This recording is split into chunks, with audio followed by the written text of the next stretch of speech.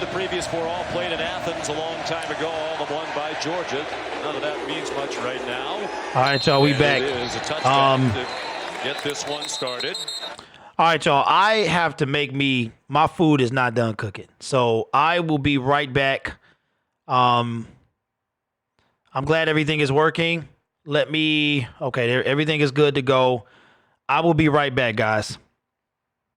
Consecutive start streak among active quarterbacks at the top level of college football. 34-7, 12-6 against top 25 teams. As the leader of the Georgia Bulldogs with a remade offensive line in front of him. And questions about whether or not their top running back, DeAndre Swift, will play. He comes out throwing to George Pickens, the freshman, their leading receiver, and a gain of 7. Here are the Chick-fil-A impact players. Well, you mentioned DeAndre Swift, probably not going to play in the game. They're starting the game with Zamir White, the first play. James Cook also, George Pickens, their impact receiver, and James Lynch and Terrell Bernard, 2 outstanding defenders. Lynch, the defensive player of the year in the Big 12. That Baylor defense stops Zamir White. James Lockhart, part of a terrific 3-man front. They're a 3-3-5 defense, and they have been disruptive all season long. School record 43 sacks. They have 30 takeaways, among the leaders in the country in that category. On 3rd and 3 from the pass and on target for a first down. Pickens got just enough before he got upended by Jordan Williams. And on the first drop back, 3rd down play, those 2 new starting offensive tackles hold their own very well. Going to see a lot of quick throws from Drake Fromm. They're not going to let him keep the ball in his hands very long. Zamir White again. Strong run. Almost to the 40. Stopped by Henry Black. Here's Holly Rowe. Well, DeAndre Swift came out in full pads, warmed up with his team, and I was able to catch his eye and talk to him and say, hey, are you going to play? He said, yes, I want to try to play. He's standing there on the sideline right behind the coaches as if he can sub in any moment, but he is going to be smart with that AC shoulder joint separation or injury. Possibly his last game at Georgia as well. He's a junior. Todd McShay considers him the top running back prospect in the NFL draft this year. Played just 5 snaps in their 37-10 loss to LSU 3 weeks plus ago in the SEC title game. Zamir White chopped down by Terrell Bernard, help from Jordan Williams. Now, this is what Georgia wanted to try to do, was to use this big offensive line, even with the new starters, and try to overpower this Baylor defense. They're big up front, but their linebackers, Bernard's I'm about to smash this fool real quick, guys. I'll be right there. So far, no rushing room for Georgia. In this likely passing situation, James Cook comes in. Georgia has replaced both of its starting offensive tackles, 2 standouts. Andrew Thomas and Isaiah Wilson both opted not to play to prepare for the NFL draft. Fromm's throw way too high in the direction of George Pickens. Jamison Houston in coverage for Baylor, and after picking up 1 first down, the Bulldogs will punt. That was just a misfire by Jake because he had single coverage into the boundary on Pickens, and he just overthrew him. There's Jake Camarda, sophomore from Norcross, Georgia's had a very good year, averaging. Hey, yeah, Jake, you're not supposed to be able to see, bro. Raylan Arnold back deep. Baylor. How's it sound? Did I turn it up too loud? End over end, and a fair catch made by Arnold at the 17-yard line. You're watching the all. Yeah, guys, I got to smash some can you get from inside the stadium? Hey, what do you mean, Gil? And I'm here, man. I need to smash some food, bro. This is my 3rd consecutive game.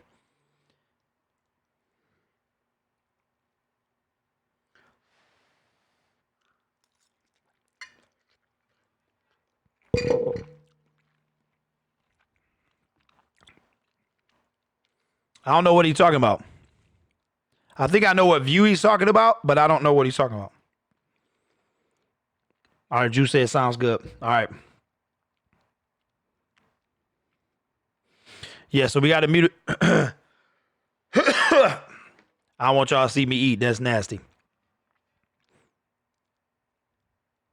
All right, y'all. We'll be back on.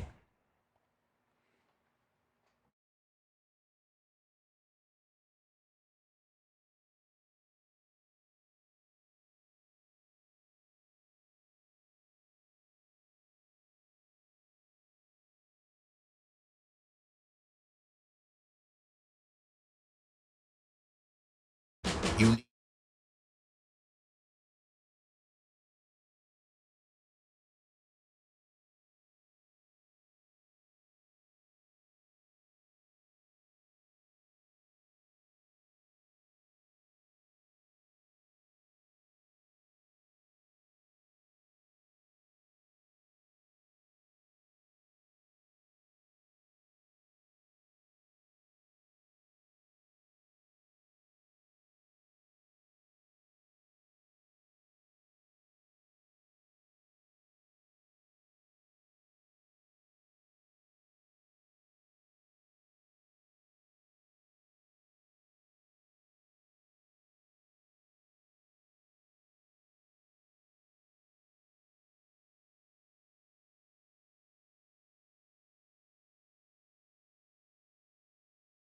Aerial coverage provided by Goodyear, recognizing those who strive to rise above the rest. Goodyear, more driven.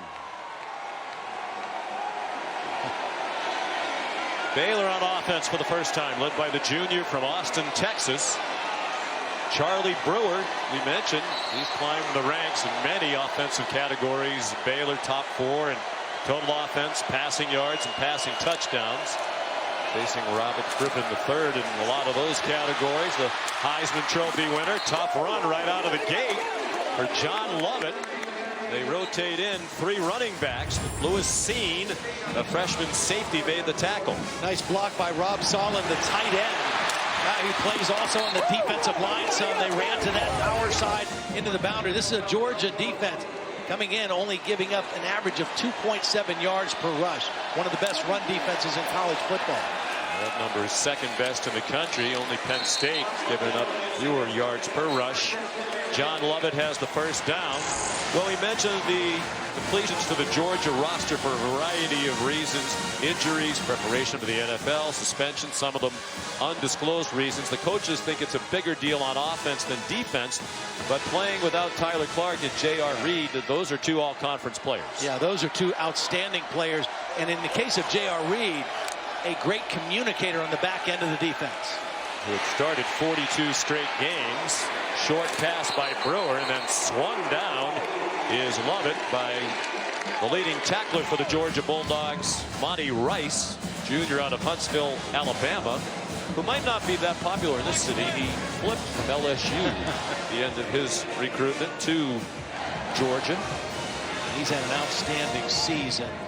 He's become a real leader for this defense. Brewer suffered a concussion in their conference title loss to Oklahoma. He hands off to Jamichael Hasty. And he said it was about a week in a dark room. He doesn't remember much about what happened to him in the Big 12 title game. He was wobbly after a couple of hits in the first half, left early in the second quarter, returned for a series, and then was sent to the locker room for evaluation. They decided he could not return. Only cleared to practice right before Christmas, but he said he feels fine. He's ready to go. He's on target there. Treston Ebner. Their running backs are good receivers, and they throw to the backs a lot. He came up about a yard short of the first down. Ebner was actually recruited to Baylor originally as a wide receiver, so he gives them a lot of versatility. Had a big, long touchdown pass reception in the fourth quarter of that Big 12 championship game. Georgia very good on that play, stopping him short of the sticks. Isaac Power on the punt. Kieris Jackson is back deep for Georgia. Coaches think this is going to be a low-scoring field position type game, so Matt Rule not inclined to go for it on 4th and 1 in his own territory, and a fair catch made by Jackson at the 18-yard line. Well, the difficulty with the players who aren't here for Georgia, Todd, is really on the offense, particularly the 2 excellent offensive tackles in Andrew Thomas, who won the Jacobs blocking trophy as the best offensive lineman in the SEC, and Isaiah Wilson. Each decided not to come here to get ready for the NFL. And then the question of DeAndre Swift. He's not on that list, but he is certainly a factor. And for the second possession, they've got James Cook out there again. Swift, Kirby Smart told us he's medically cleared. It's up to him whether he wants to play. Here is James Cook, the brother of Dalvin Cook of the Minnesota Vikings, and he got leveled by Chris Miller. Well, Chris Miller is one of the safeties. Here he is right here. He is going to make a beeline. Perfect angle to the football. Once he reads the play, and really a nice job by Blake Lynch, number 2, turning the play back inside so the safety could clean up and make the play. Goes back to what you were saying, Todd, about what Kirby Smart said about Baylor. They out-hit you, they out-hustle you, and he wants his team to match that. From way off, intended for Tyler Simmons. It's a passing game that is just completely out of sync.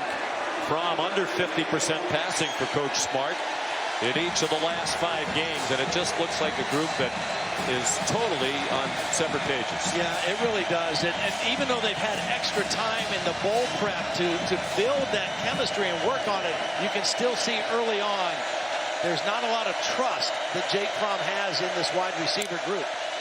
He's still the most accurate passer in Georgia history, but that number has been coming down. They go to the ground on 3rd down and 11, and James Cook stopped by Bravion Roy, the senior from Spring, Texas. Big number 99, another one of the better defensive linemen in the country. He's very athletic, was an outstanding basketball player in high school too. That's what he credits his footwork to. He's not a guy that's just content to plug the run. He also can pressure the quarterback. And these are 2 outstanding defensive football teams. And if you get 3rd down and 7 or more against either one of them, you're going to have some problems. Yeah, get ready to punt. Camardo, low kick. This one's returnable. Braylon Arnold out of bounds. So the field position battle starting to tilt in Baylor's favor as the Bears will begin. All right, y'all. Your boy is back. What's going on with y'all? Man, these games are too late. Why? Yeah, Jake Fromm he trash, man. Hashtag trash. Oh boy, excuse-moi. Yeah, Shadow Kid, it took a while for your thing to change, man. But it changed at the end of the game. Yo, what's good with you? I'm going to tell y'all what. This is the last time I'm doing this right here. Last time I'm doing this right here. That is correct. It is 9:13. This game is going to go on forever, but yeah, buddy. Appreciate y'all until y'all got to work. Kids, you out of school. So he just is, man. He doesn't seem very accurate to me. Okay, now I'm about starting to sweat. So yeah, man. Might do a NFL stream tomorrow, like call-ins and such, and then taking Friday off, and then back on Saturday, Sunday, and then after that it's pretty much off during the week due to call-in shows, and then the division round, right, and then the championship game, and then the NFC championship game, NFC FC, and stuff like that. So then I'm kind of glad that the season is over.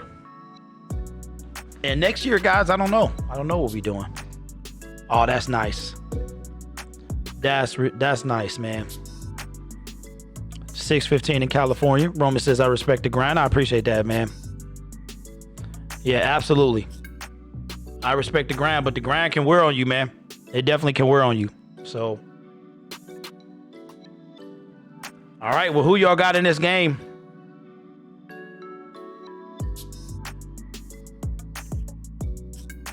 What are they doing? Throwing candy?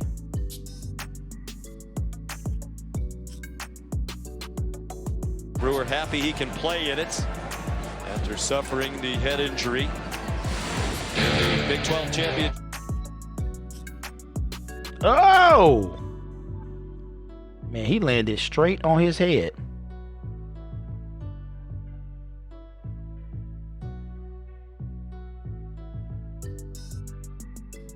Further evaluation, he did not return. told that he's had 3 concussions. We asked him yesterday, with all the attention on head injuries in football, are you concerned? He said, no, not at all. John Lovett, nice cut across midfield for 6-yard gain, dragged down by Tate Crowder. The senior. If you ain't having fun, then don't do it. Oh yeah, it's awful fun. All right, Shuttle Kid, be safe, man. Finalist for the Buckus Award as best linebacker in the country. Yes, Alex, I did know that. You know, Drew C, I don't know, man. Maybe you can tell me. He was shut out in the Big 12 championship game, and he is their marquee guy. On target, Brewer. It was a little bit behind. So now I understand why the quarterback for Baylor looks so young. He looked like he's like 17. In the slot, little quick slant. Did a nice job of catching that with his hands and getting the first down. Brewer is an accurate thrower, 64% for his career. Only RG3 better in Baylor history. And he's wow, incomplete pass. No flags. Oh, yes, it is. Flag on the play. So it's probably going to be pass interference. Knocked it away. Appreciate that, AT. Flag down, as you see, right by the pylon. Pass interference. Defense, number 14. 15-yard penalty from the previous line of scrimmage. Automatic. First down. I think what they're going to get DJ for is grabbing the arm of Denzel Mims at the end of this. Right there, he's got a hold of the arm, which alters his course and his ability to go for the football, and that's the call. And Mims is a guy that they have to get involved, and that was a good plan to throw the ball down the field to him early in this football game. Coach Rule told us earlier this week that Mims has been playing the year with a fractured bone in his foot, which is remarkable. Oh, wow. I don't think I've ever seen a quarterback slide behind the line of scrimmage like that. Brewer slid Ever. down to avoid the hit. He stayed in bounds but lost yardage. Back to the 30-yard line, chased by N'Kobe Dean. And that kind of play is what really hurt them against Oklahoma in the Big 12 championship game. Their ineffectiveness on first down plays really put this offense behind the number. And they had 21 first down plays against Oklahoma. 14 of them were for 0 or negative yardage, and they can't afford to do that. All right, second and 14. As Georgia on defense. Over the intercepted. Intercepted by Georgia. Man, tipped off. It was a tip drill. Intercepted by Georgia. That wasn't even, wow. Georgia's ball. First turnover of the game. Malik Herring put pressure. All right, Shuttle Kid. Appreciate the love, man. Man, way to stay focused and pick that boy.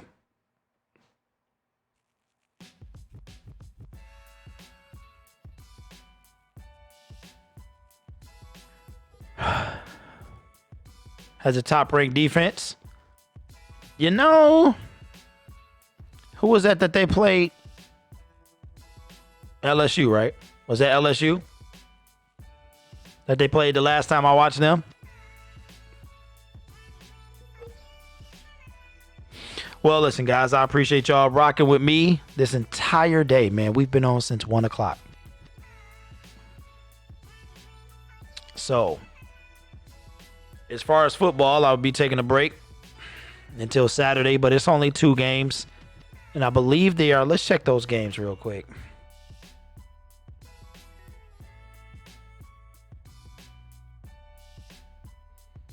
See what time they are. Because this should be good.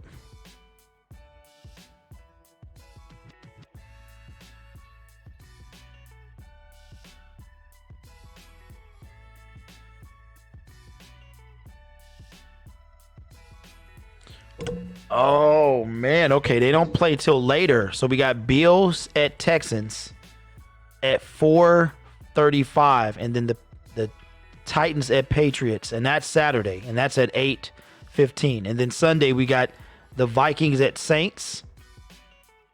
Vikings at Saints 1:05, and then the Seahawks at Eagles. Wow. Okay. At 4:40. That's going to be good. That's going to be good. So we got those 4 games, guys. We're going to have a good time.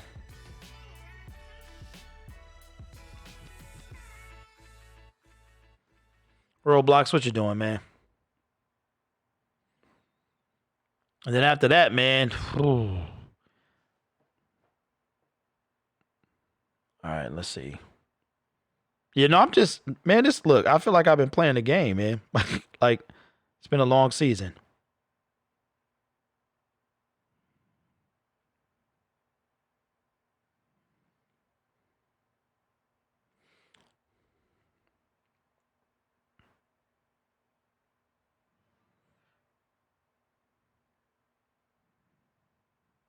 Hey, Roblox, how old are you, man?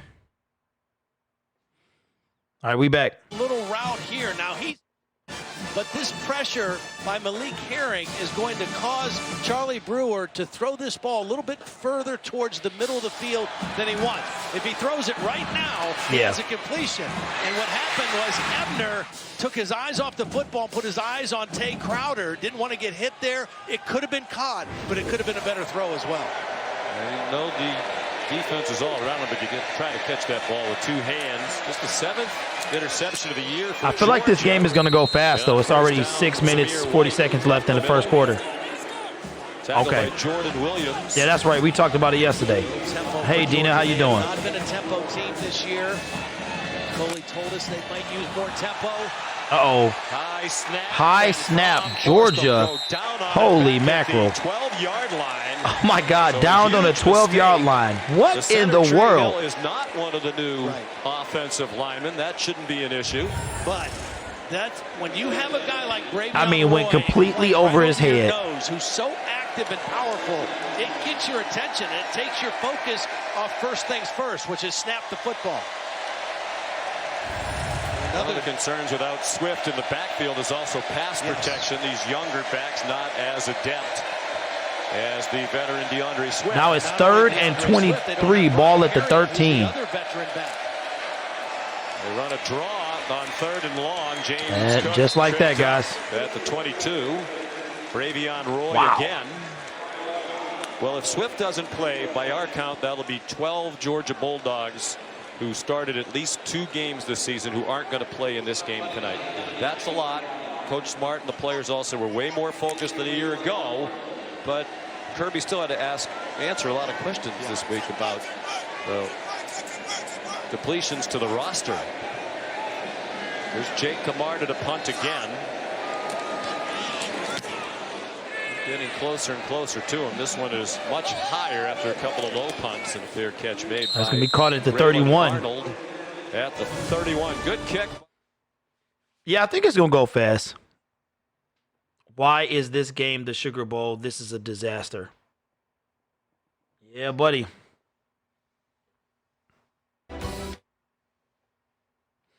Yeah, we going to see. We might wind up calling this game early. Hey, these Mayhem commercials are hilarious.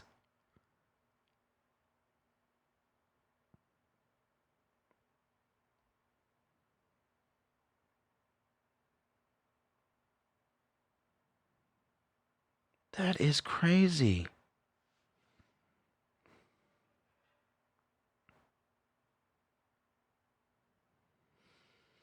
Oh, man. Took a shower and a nap. You said not that bad, but I hope not. What's up, Brandon? Says go Baylor. I hope it ain't that bad. I mean, what in the world? Okay. Can somebody please tell me what is this? What? What is this? Oh, y'all can actually see the game in the reflection. Can you? No, that's not. What in the world is that? Wow. That's the ESPN. No, is it? Yep. That's the ESPN top. They got the sides cut off. But can somebody what is this? Okay, I can't. I'm not understanding. Oh my goodness! It says watch live. Go in chat. Let's see. We about to go in the chat. All right, so I'm going to click on the link. See where it take me.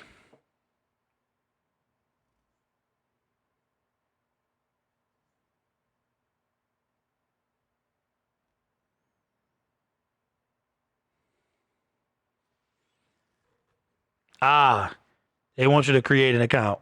Yeah, I'm straight on that. Oh, my goodness. Woo. Yep. All right, we back, y'all. Defending national champions Clemson, and this town is already alive in anticipation of the Tigers playing the Tigers here. Treston Ebner ahead for a Tiger yard. Bowl. It'll be a busy time in this building. Sugar Bowl tonight. The Saints hosting a playoff game against the Minnesota Vikings here on Sunday. And in a week from Monday, the national title game. LSU playing in the championship game for the first time since 2011 when they got shut out by Alabama. Don't think they're going to get shut out this year, even with as great as that Clemson defense is. I don't think so. Should be a heck of a game. Charlie Brewer on second and 9. Oh, almost intercepted again. Instead got the bucket away, intended for Denzel Mims. Yeah, that's what I'm thinking too. A lot of tight coverage. They like to put their hands on people. What's up, There's the doc doctor? What's going on, man? That knocks the ball out. Okay. The ball's knocked out well by Eric Stokes, the corner. The hit by Scene was after the ball was out. It was a clean hit. Uh-oh. But it did shake up Denzel Mims a little bit. And that's 2 targets now, and he has not caught a ball yet. But that one was good coverage by Eric Stokes. Playing in his last game. Seniors, been through so much. 18 seniors playing their final game. They played for 3 coaches, Art Briles, Jim Grove, who's one of the unsung heroes of Baylor football. Matt Groves, the athletic director, has said that. He came in for 1 year to help stabilize the program. And then Matt Rule, who was an inspired hire when he came from Temple, 1-11. I'm about to relax, y'all. 7-6 last year, 11-2 this season. First Power 5 team to go from 11 losses to 11 wins stuff, within first 2 down. years. Nice throw by Brewer. That's Tyquan Thornton with a first down out to the 43-yard line. They're still checking on Mims on the Baylor side. Really good read by Charlie Brewer. That was a full-out blitz by Georgia, single coverage, and he went to the off coverage. DJ Daniel was playing off. He got the completion. Quick pop to R.J. Sneed, and then he got popped and driven back. Webb, one of the defensive backs, leading the way. We asked Kirby Smart yesterday, is this the best defense you've had your 4 years at Georgia? He said, well, statistically it is. We don't have the dominant household name individual player or two, but as a group, I'm so sleepy right now. Squad has played very well. And they play so many people. Oh, my God. They typically will play 20 to 20. Thankfully, the game is going fast. fast. Roles. All right, it's going to be second and 10. Mass substitutions, particularly on 3rd down. Now on 2nd and 10. 4-man rush. Oh, incomplete pass. Incomplete. Intended for Tyquan Thornton. Georgia giving up just 12.5 points per game for Dan Lanning, the young defensive coordinator, just 33 years old. Only Clemson is better at scoring defense this year. Kind of interesting, both of the defensive coordinators in our game, Dan Lanning, Phil Snow, Baylor, both Royals Award finalists. Of course, the award was won by Joe Brady, the offensive coordinator at LSU. All right, it's going to be 3rd and 10. Top assistant coach in the country. There were 5 finalists. Denzel Mims back on the field for Baylor. Brewer avoided the rush. Now runs out of bounds. It's a flag on the play. Back behind the line of scrimmage near the center of the field. Devontae Wyatt put pressure on. He's one of those who'll get more playing time up front tonight in the absence of Tyler Clark. Jerry McGinn is the referee. It's a Big Ten officiating crew. And Nakobe Dean was coming on a blitz from his linebacker position. I think the center, Sam Tecklenburg, is the guy that got caught with the hold. We showed you Dan Lanning and obviously Kirby Smart, whose background is on defense, very actively involved in the calling of the defenses. He was a terrific defensive player. Number 52. Penalties decline. 4th down. It was on Tecklenburg, second team all-conference center. And Georgia, when they get you to third down, particularly 3rd and 7 or more, they just have so many creative ways to pressure the quarterback. They substitute a lot of different guys. It's very hard to get a read on some of their exotic pressures. Tyler Simmons back for this punt from Isaac Power, redshirt freshman punter from Castle Rock, Colorado.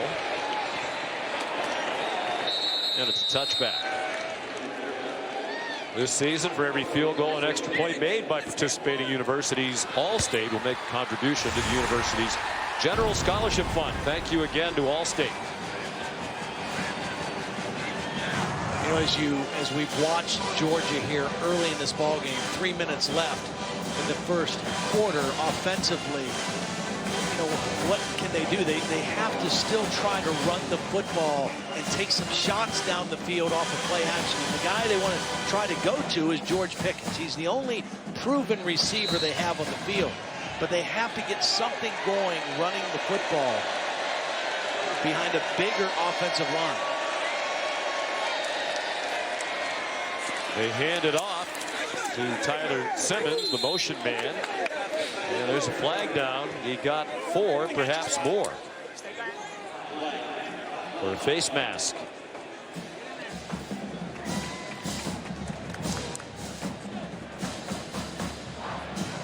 Personal foul, face mask, defense, number 8, 15-yard penalty, added on to the end of the run, automatic, first down. Well, guys, you see DeAndre Swift has entered the game for Georgia. There's a reason. James Cook, the running back who's seen a lot of action here in this first quarter, is in the injury tent. I saw them take off his shoulder pads. He is being attended to right now. So DeAndre Swift, by need, has entered this ball game for the Georgia Bulldogs. Wow. You wonder what they'll do with him, Holly. Will they let him run inside? Will they use him in the pass game? We'll find out. He flips it back to Fromm, a flea flicker. They have a couple of men running deep. Oh, wow, got him. George Pickens, A flea flicker. Jamison Houston tackled him inside the 15-yard line. Beautiful job by DeAndre Swift, not only making the pitch, but watch DeAndre Swift also, after he pitches the ball, pick up the blitzing linebacker Bernard, just enough. That was a nice pass, y'all. Extra time to get that ball downfield. There's Swift again. And you wonder, Todd, if the effectiveness of that play was helped by the fact that it was Swift back there and the Baylor defenders aware that he's in the game, thinking they're going to give the ball to him on a running play with him in there. Yeah. He carried it. I'm glad the first quarter is flying past. Hey, MONSTAR, how's it going, man? Hey, this is the 3rd in the marathon, bro. This is when I would be taking a nap. I guarantee you, if I wasn't on this, I would be up. The powerful runner, 215 pounds, now on the left hip of Jake Fromm. They pressure Fromm. It's off to Pickens. So it's going to be like 3rd and 2. Braylon Arnold might have saved a touchdown. Georgia trying to pick up the tempo here on offense. And very quickly with that long pass, Sean, they finally flipped the field. 3rd down to short 2. Zamir White. Wow, he didn't even get close to getting it. Of the line to make. James Lockhart stopped. After that big down, after that big old pass, it's going to be 4th and 1. Well, beautiful job is a little twist on the inside. I'm glad, man. I'm tired, man. The end, but watch him loop inside, and this little twist game gets him right into the backfield for the stop. They're a very active front, and their linebackers, even though they're not very big, they're very quick and very. All right, so it's going to be a field goal attempt right here. Georgia's all-time leading scorer. Won the Lou Groza Award as the best place kicker in the country this year. Mind you, Baylor's a very good kick-blocking team. All right, it's up and it's good. They blocked 5. So Georgia gets on the board first, 3-0. No problem. It's a 24-yard field goal. And Georgia on the board first. All right. Well, take it easy, MONSTAR. Hope she does well, man. See you Saturday at 4:30 Eastern. Got wild card football coming up this weekend.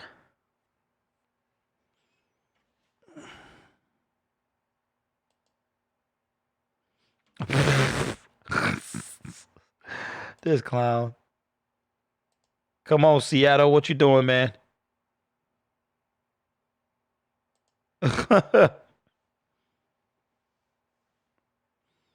I think that's going to be a good game. The Bills.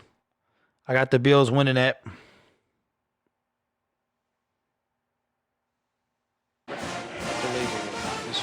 What's up, Fortune? What's going on, man? Just game 3 of 3, man. Marathon session today. Great career at Clemson to the NFL. I feel like I need a nap, though. Michael Hasty back for the kickoff. The good news is the game is moving pretty fast. Pretty fast.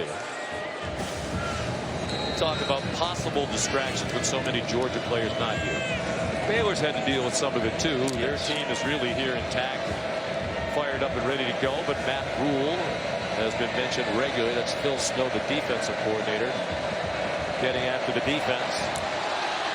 Matt Rule's name has come up with several NFL. What in the world? Vacancies. He has a little bit of NFL experience, a year with the New York Giants. He's from New York City. Fortune, so am I, man. That he expects that he'll be. So am I, bro. I'm at my certainly be foolish not to talk to NFL team. I think I'm using his situation. Not every situation. Do a show tomorrow, and then a lot of his I'm not streaming a game again until the weekend. You know, and he is very right in saying if the situation isn't right, it's tough to win. Whether you're talking about college football or pro football, it doesn't mean you have to be a control freak. Okay. But you have to have the right pieces in place, the right people around you that are your guys that you trust to make things work effectively. My wife probably will be getting home in a minute. Be a candidate with the job that he's done.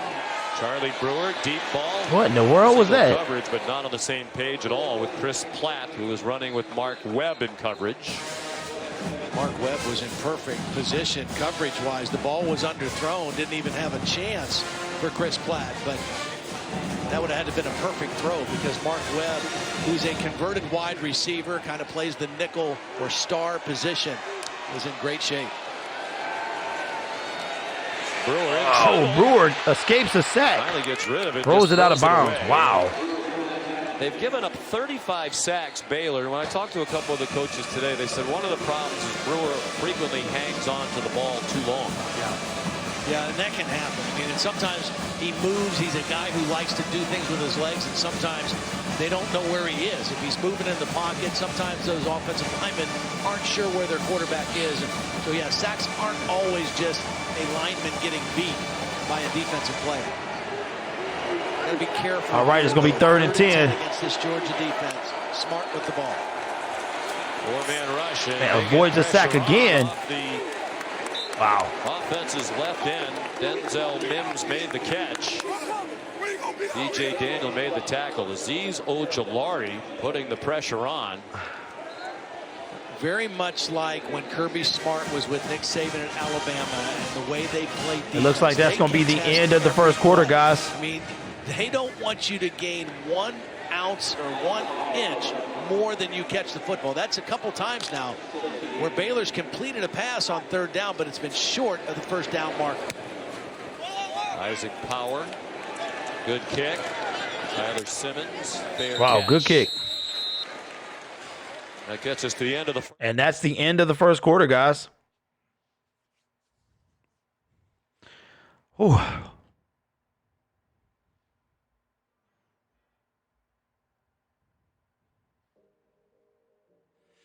All right. Somebody said it was going to be a low-scoring game, man. And here we go.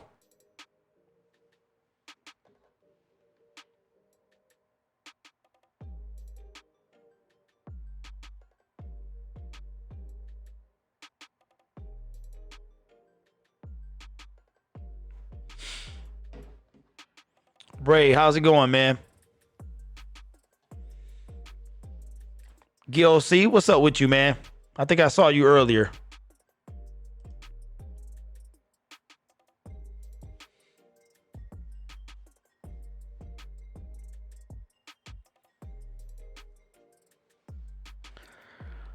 Oh, boy. Let's see something.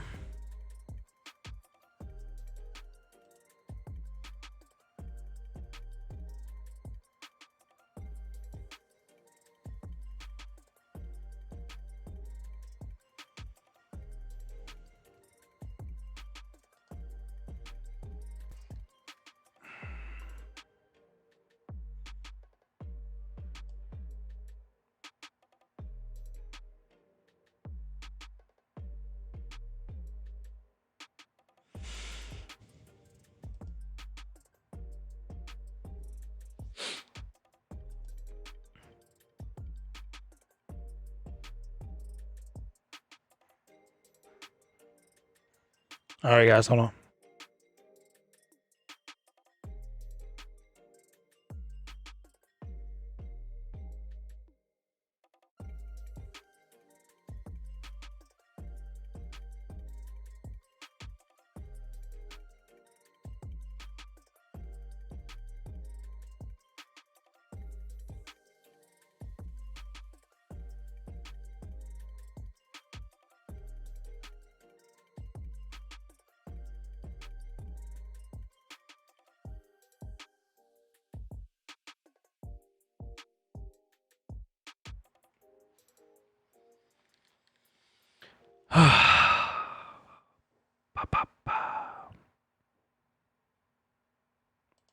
Man, bro, Spotlight, I'm tired, bro.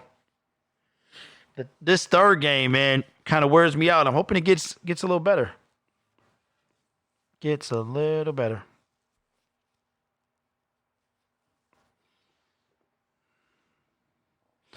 All right, we back. What's up, Sad Words? What's going on with you, man? Out on DirecTV, Xfinity. Okay. Sean McDonough, Todd Blackledge, Holly Rowe back in New Orleans heading to the second quarter. Georgia leading 3-0 after a 52-yard punt by Isaac Power. Oh, wow, what a stop. It's going to be a loss of 2. Ends at the 14. As Kenny the game's moving fast, though. Is dropped by Chidi Obanaya. What's my motivation for this game? That is the Sugar Bowl. And Georgia is in it. There were 2 tight ends to the backside. Other than that, I don't have no, man. And they let the defensive end just chase the play down. What's up, So obviously, a Yoda? miscommunication. Again, they're playing with 2 new starters at tackle. Also a new offensive line coach in Matt Luke. Sam Pittman, who had been the line coach. Oh, let's go. At Arkansas. Nice play there. Zamir White. Knocked down by Chris Miller. That dude is a There's truck. Matt Luke, fired at Ole Miss after 3 years as the head coach at his alma mater. I think he got a raw deal myself. I know there's a lot of excitement against Lane Kiffin. But about Lane Kiffin. Jake Fromm. Oh, what a catch. There with George Pickens. Wow, first down, Georgia. Kirby Smart snapped him up within 48 hours after Sam Pittman departed. He's an excellent recruiter. Gabby Hayes is in the house. What's up, Gab? He's a really good person. So he's a really good addition for Kirby's staff. There's some challenges tonight with this remade offensive line without the veteran starting tackles. Movement along the line there. Warren Erickson made his first career start tonight at right guard, number 50. Offside. Defense, number 95, with contact. 5-yard penalty remains. First down. There's Warren Erickson. Yeah, the good thing for Erickson is he's in there with Trey Hill, the starting center, and Solomon Kinley, the starting guard, who are, he can kind of be protected a little bit more than Sawyer and Cade Mays, the 2 starting tackles. But right now you see they want to run the football and they want to throw it to George Pickens. Oh, first down. Nice run. Wow, good stuff, man. Favorite in Athens. And across midfield with a first down to the Baylor 44 after Jordan Williams missed the tackle. 2 tight end formation, kind of trying to pound and ground here, and a missed tackle right there at the point of attack. Jake Fromm over the middle. Oh, he almost threw an interception. By Jordan Williams. Wow. Play after whiffing on the tackle near the line of scrimmage. He couldn't come up with the interception, and he's upset with himself. Intended for the tight end. He threw it right to him. Well, Charlie Werner prevented the interception. He knocks the ball out. He turned from receiver to defender immediately Number 28, and knocked the ball out. Number to number 6 for Georgia.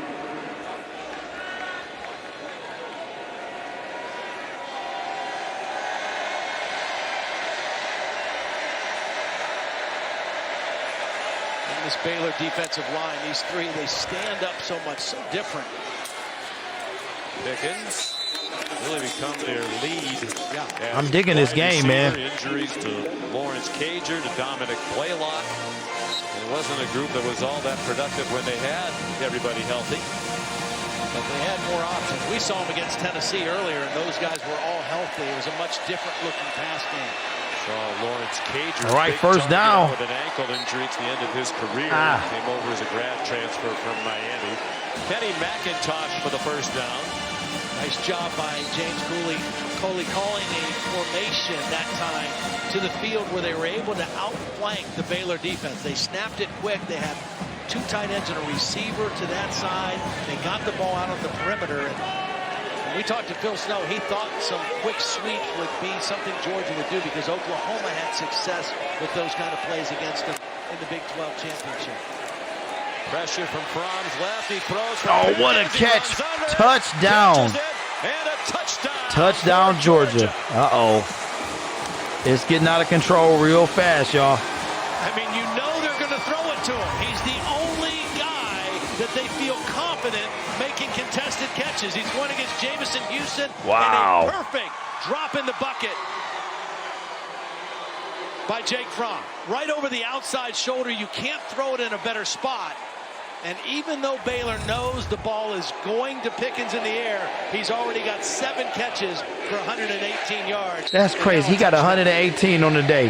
His 8th touchdown catch of the year to lead the Georgia Bulldogs. He only played a half of their SEC title game against LSU. Had to sit out the first half after he was ejected for fighting in their last regular season game against Georgia Tech. Rodrigo. Wow. This might not even be a competition, guys. What you think? Yes, 10-0. It might not even be a competition.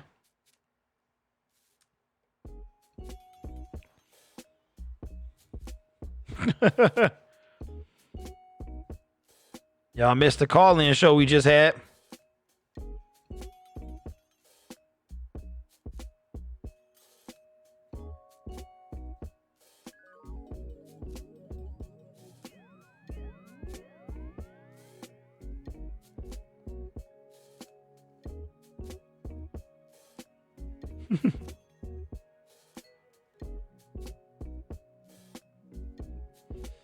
Oh, okay. Says it ain't over yet. No, it ain't over yet. I think when I get my PlayStation hooked back up, I'll get what is that? Star Wars: The Fallen Order.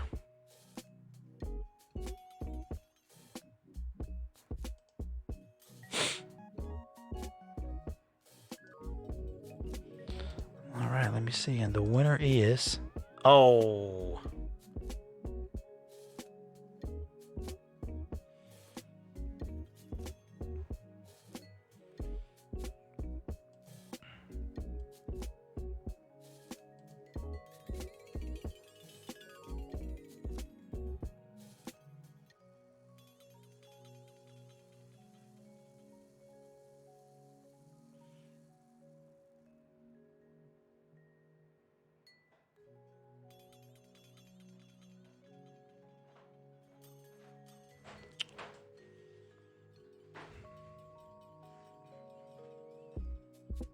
Okay, that's what's up. All right, I've checked everything now.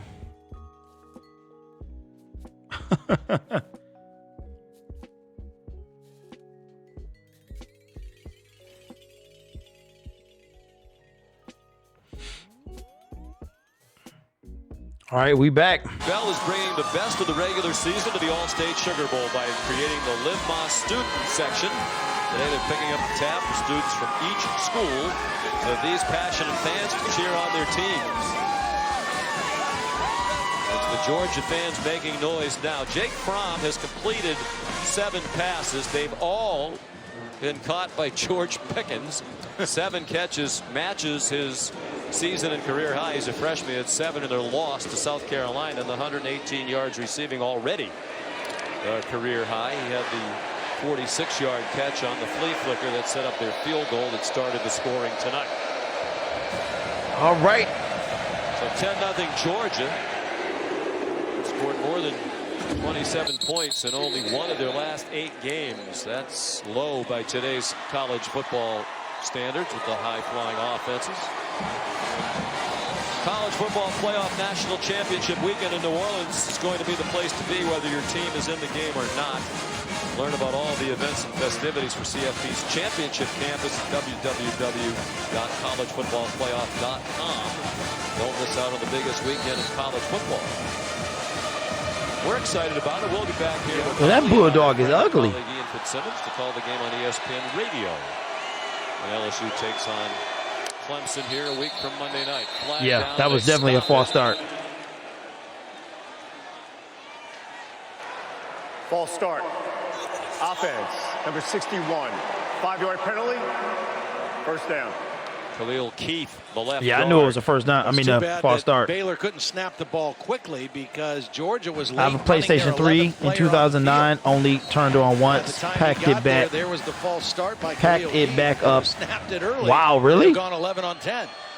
As you said, they play a lot of men on defense. Yeah, I'm ready to play. Get back to playing. I haven't really been playing all football. All football season. Tristan Ebner. Wow. Fights to the 30 before he's stopped by Monty Rice and Tay Crowder. We asked Dan Lanning, how do you keep track of all these substitution packages, who's going in and out? He said, we just have to practice it over and over again until it becomes a habit. Well, and if you watch them, like on this second down play, they've already got their third down groups like close to Dan Lanning right now, so they can sub quick. Bring some pressure. Ooh, that was almost an interception. So here they come.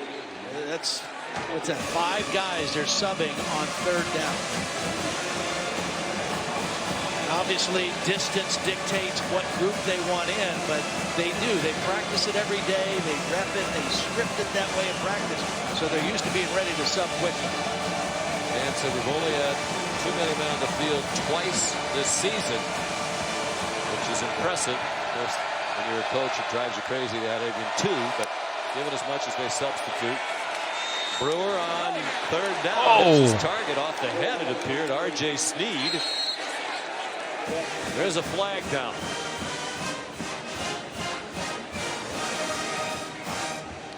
You know what? I think they're going to get Blake Bettier for a...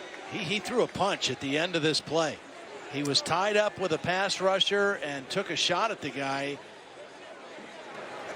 After the play, personal foul, offense, number 56. It'll be 15-yard penalty. 15-yard penalty, fourth down. Well, I mean, it could have been worse, maybe. Watch the end of this play. Here it is right here. And at the very end, he just kind of takes a shot right to his head. And he's working on Nolan Smith, a freshman linebacker. That's clearly a penalty and not a smart one.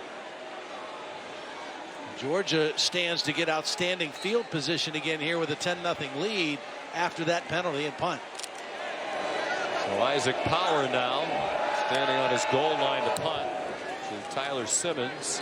What was that all about? He hangs them up high. A crowd around Simmons, who made the fair catch at the 41-yard line. Here's Holly Rowe. Well, guys, of the guys who chose to sit out this game, Jake Fromm was not one of those for Georgia. He does have an NFL future in mind, and he told us he will sit down with his family after this game and make a decision about what's moving forward. He did submit paperwork, receive a grade for the NFL, but, you know, Kirby said he has so much class. He is such a competitor. He never points a finger. He wants to be out here with his guys, and I just sat and watched an offensive huddle. He is engaged. He's yelling at his guys. He wants this to be good. This guy loves Georgia and wants to be out here competing for them, regardless of his NFL future right now. Well, he's off to a good start. There's his parents, assuming possibly girlfriend wearing the jersey. Zamir White. Tough run to lunge forward and pick up a couple of extra yards. Well, he's had an interesting career. I know, Gabby. They lost by 1. Freshman Jacob Eason started. Got hurt in the Hit fall on Atari. Come on, man. Took over. He started. Come on, RC. And Jacob Eason wound up transferring to Washington. He's already declared. Yeah, for the NFL I haven't draft. really played a lot Justin Fields came in the last year. One of the top recruits in the country. Basically backed up Fromm last year. He left, realizing Jake was going to be the quarterback this year. He had a great year. Wow, he was still moving. The effort there by Zamir White. Once again, stays on his feet. What? Hey, this game is flying. It need to go fast. It's Zamir late. White is very powerful. He is the north-south guy. Now, they thought coming into the game, James Cook would be the guy they could be a little bit more versatile with. As Holly reported earlier, he was in the injury tent, has not been back in the game. We have seen Kenny McIntosh, and we may see more of DeAndre Swift. Three-man rush. First down. Near from, so it's Pickens with his 8th catch. And he scampers out of bounds with another Georgia first down to the 40-yard line. Again, another nice job. PlayStation 2. Wow. They got Pickens in a little area. Yeah, they is old, he man. Sat down and the quarterback found him. And again, I think that Baylor and Phil Snow's going to have to do something different to account for George Pickens. Maybe roll a safety over the top. That's it. Cover him tighter and roll somebody over the top and make somebody else for Georgia beat you in the throw game. They're at the Baylor 40-yard line, 1st and 10. Georgia leading 10-0. They fake to McIntosh, and the throw to Tyler Simmons, and he couldn't break free of the tackle after a gain of 5. Braylon Arnold, the excellent defensive back, 2nd team All Big 12 this season. We mentioned the last 5 games of the regular season, or actually 4 regular season in the SEC championship game. Jake Fromm was under 50% completion in all 5 of those games. Tonight, 9 of 12. He looks sharp, and he seems to be getting on a little better page with his receivers, especially George Pickens. They flip it to nice. Simmons heading in the other First direction. down. Nice play. Ran right into his receiver. Simmons taken out of bounds just shy of the 20-yard line. Really nice job by the tight end, Charlie Werner. Watch Werner get out here and lead. A lot of times you bring that tight end in motion and he cuts off the backside end. This time he passes up the backside end and gets out on the safety. Gets the block. That was a good play. Arnold, and that perimeter run on the toss to the wide receiver Simmons has been a good play for them a couple times here already in the first half.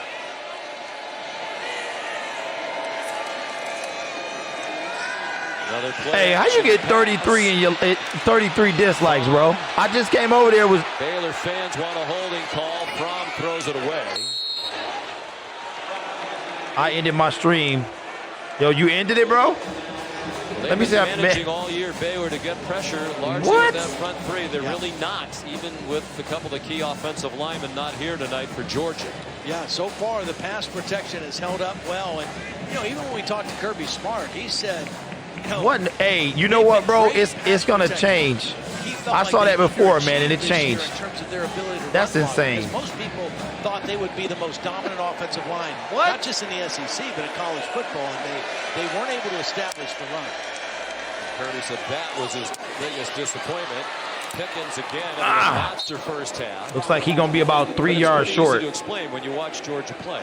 They don't have playmakers and wide receivers, so the other teams are saying, okay, we're going to single cover these guys. We're going to load up the box. We're not going to let DeAndre Swift beat us. And they haven't been able to take advantage of those loaded boxes in the passing game. Well, here's Pickens with tight coverage. No help. Fromm surrounded, gets it off for Charlie Werner.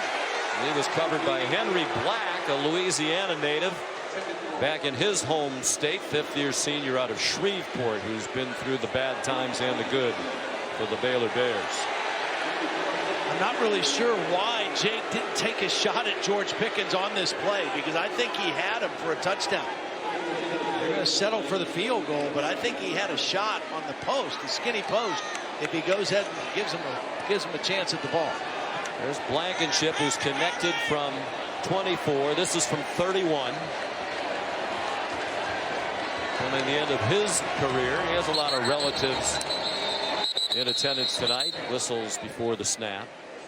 I think Kirby wanted to call timeout. I wonder if he's contemplating whether he wants to go for this or not. Timeout, Georgia. Their first of the half. It'll be a full charge. Timeout with me. Wow. So that turned around. Appreciate the 55 of y'all and the people in the chat that's keeping it rocking. I know it's late. This game is late. It's 10 o'clock. Your New Year's vacation is probably over. Wait a minute. What is this commercial? So now Mayhem is putting on makeup?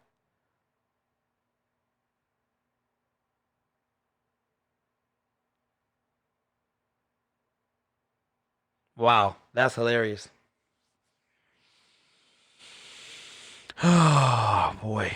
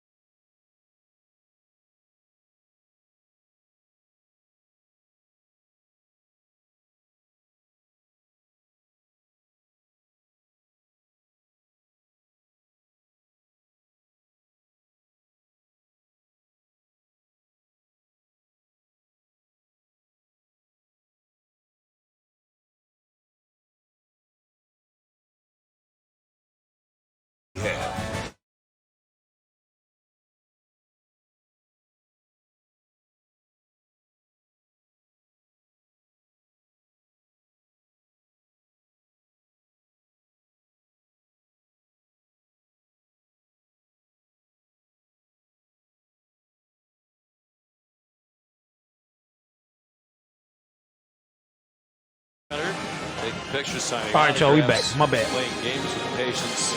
That's really Dealing with some nonsense, man. Activity of people around thumbing down streams. Excellent weather here in New Orleans. Hey, what's up, TMS? TSM, my bad. I go for the Michigan Wolverines, man.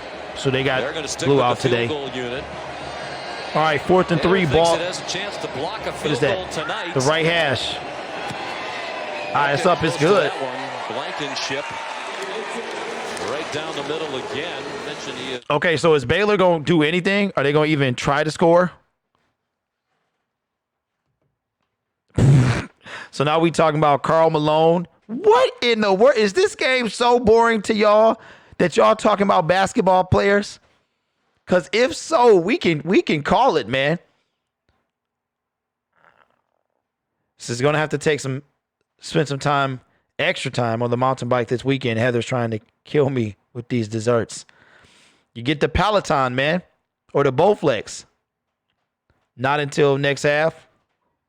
Like he needs to get somebody else involved. Pickens has 9 catches. The rest of the team has 1. Been a much easier start to the night for Unger than a year ago when we were here. That Bulldog is old. Bevo, the Texas Longhorns mascot, and decided mismatch, at least from a weight and size standpoint. Horns. And horns. Yes. Horns would seem to help Bevo in that one. Not that Bevo would have. What's up, Genesis? What's going on? Blankenship. What's this little chant they do when they kick off the ball? That's because he kicked off all the time over these last few years, although not as much this season with the offensive struggles. Where's a look back to last year? Yeah, because you saw my... Before the game started. I guess that set the tone for the evening, too, because Texas came out firing. Georgia mistake. He got on red. It was 17-0 Longhorns. Georgia rallied back. So you bring a bull to the stadium. Why would you bring a bull mascot to the stadium? Hurry me away from Bevo. There's Josh Fleeks. Yanked down after a short game by Aziz. I never owned a Nintendo. You see how difficult this Georgia team is to run the football. Oh, Rick, you don't work out, man? Right now. Yeah, I want to get me a Bowflex Max Trainer. 76 yards per game rushing. And since 1950, that's the second fewest. It would be the second fewest ever. The only one better was 1981. 72.5. Charlie Brewer pitched it to Jermichael Hasty. Yeah, absolutely nothing. What is Baylor doing, man? And it's a Baylor offense, Todd, that's had a tough time now for a while. They had a 25. Yeah, I never played GoldenEye, man. I played I had a PlayStation 1 and a GameCube. Squandering their biggest lead in program history. And really did not do much on offense in the title game, save for a couple of big plays late against Oklahoma. And just 70 yards of offense so far. All right, 3rd and 3. Can they do anything? Wow, that looked like a hold. In the offensive line. Brewer good stuff. First down. Hasty. Bounds, 38-yard. All right, first down, but there is a flag on the play. It's probably a hold. It's probably coming back. I think they're going to get Xavier Newman-Johnson, the right guard. Offense, number 55. 10-yard penalty from the previous line of scrimmage. Replay. 3rd down. Watch right in here. There's a blitz coming on the inside, and he's just going to instinctively grab and twist them all the way around, right to the ground. A very easy call, and it wipes out a 3rd down conversion. They had 3rd and short. They get the conversion. Now they're 3rd and extra long again. Right where Georgia wants you to be against them defensively.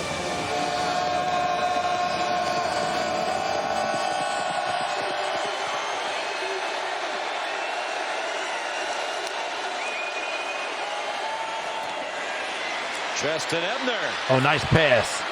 Oh, that might be a first down. Let's go, man. Some excitement. Tackle, about 5 yards short of the line to make. It was Tyreek Stevenson who didn't get him on the ground, and DJ Daniel finally knocked him out of bounds, but it's a big first down for Baylor. And that's a play that would drive Dan Lanning and Kirby Smart crazy.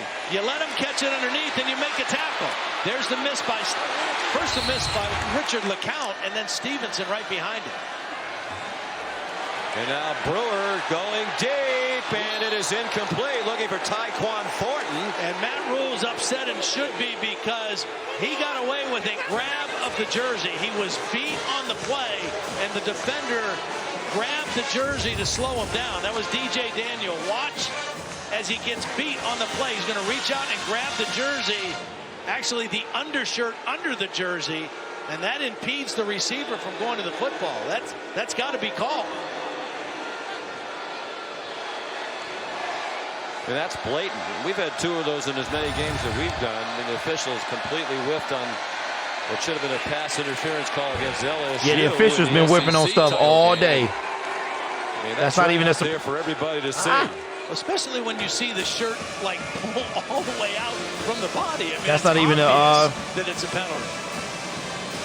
Well, you mentioned it during the Big 12 title game. Matt's dad, Dennis Rule, is a minister, and he's on the sideline regularly. Remember, there's right behind Matt. Says, when I start to get a little saltier, my dad gets closer and closer. There he is. Itching his way closer. He said he doesn't always say something. He just lets me see him, so I know to clean up my language. Now Brewer gets hit, got it off. Knees are down on the catch. Or actually lost about a half yard to the tight end, Christoph Henley from Innsbruck, Austria. Went to high school in Arlington, Texas. That is a huge miss. Yeah. Especially in a game like this where there isn't likely to be a lot of offense. And again, 3rd down and long. You're just not going to have any success against this Georgia defense. First of all, the creative. All right, so is Baylor going to score at all? It's going to cause confusion. You're not going to block them. And then they do so many different things coverage-wise. What's up, Michael Hudson in the building? What's up, man? Matt Rule still giving the side judge John Hayes an earful. Isaac Power. Tyler Simmons. Woo! That brother didn't get nowhere. 0. 46-yard punt. I don't know. My ego?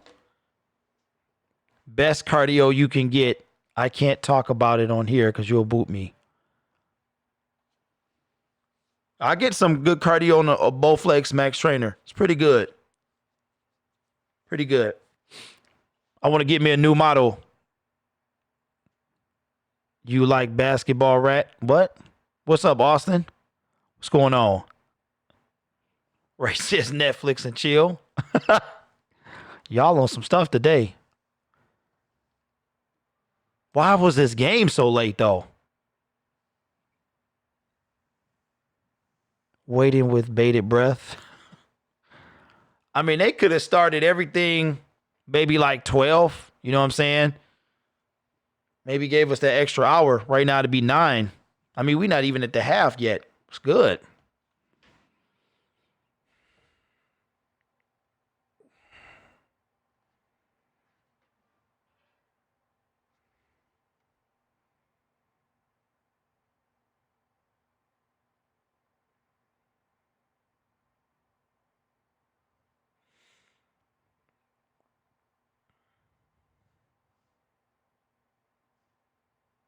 I feel like something's in my eye, though.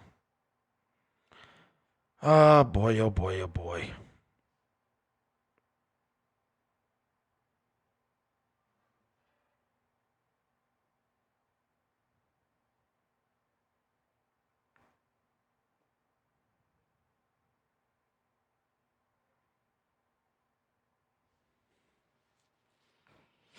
Neither have I, RC. I don't know, man. You said you'll gladly take the old Bowflex? What you mean the old? You mean what, the weights? No, man. No. Yeah, man. The Max Trainer is a beast. Don't sleep on it. I was using the M5. I want to get the M7, though. But the Max Trainer is a beast.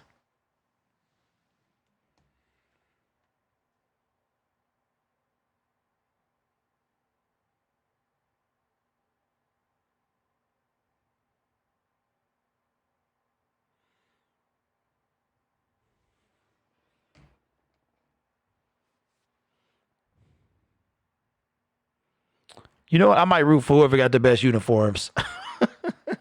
I think that's going to be an interesting watch. The XFL is going to be funny, man. It's going to be a very interesting watch. I know what? I got to get a win this weekend. I need a win this weekend.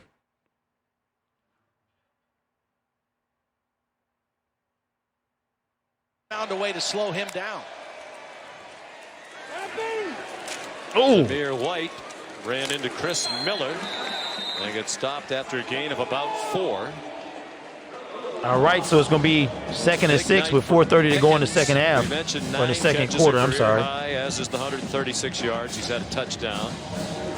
The only other catch by Tyler Simmons for a 6-yard gain. This is the 11th trip to the Sugar Bowl for Georgia, and Pickens is the first Bulldog receiver to have 100+ yards receiving in a Sugar Bowl game.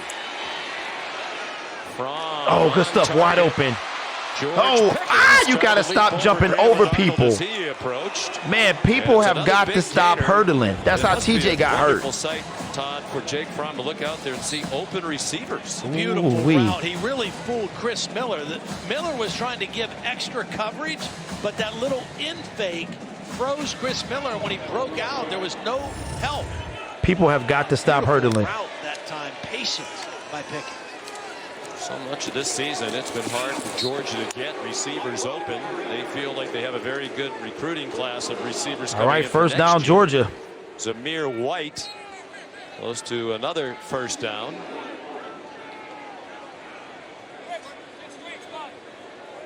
Well, they lost 3 to the NFL early, and then they started getting guys hurt this year, and right now Pickens is the only proven guy that they have. Oh, looks like offsides. Offside.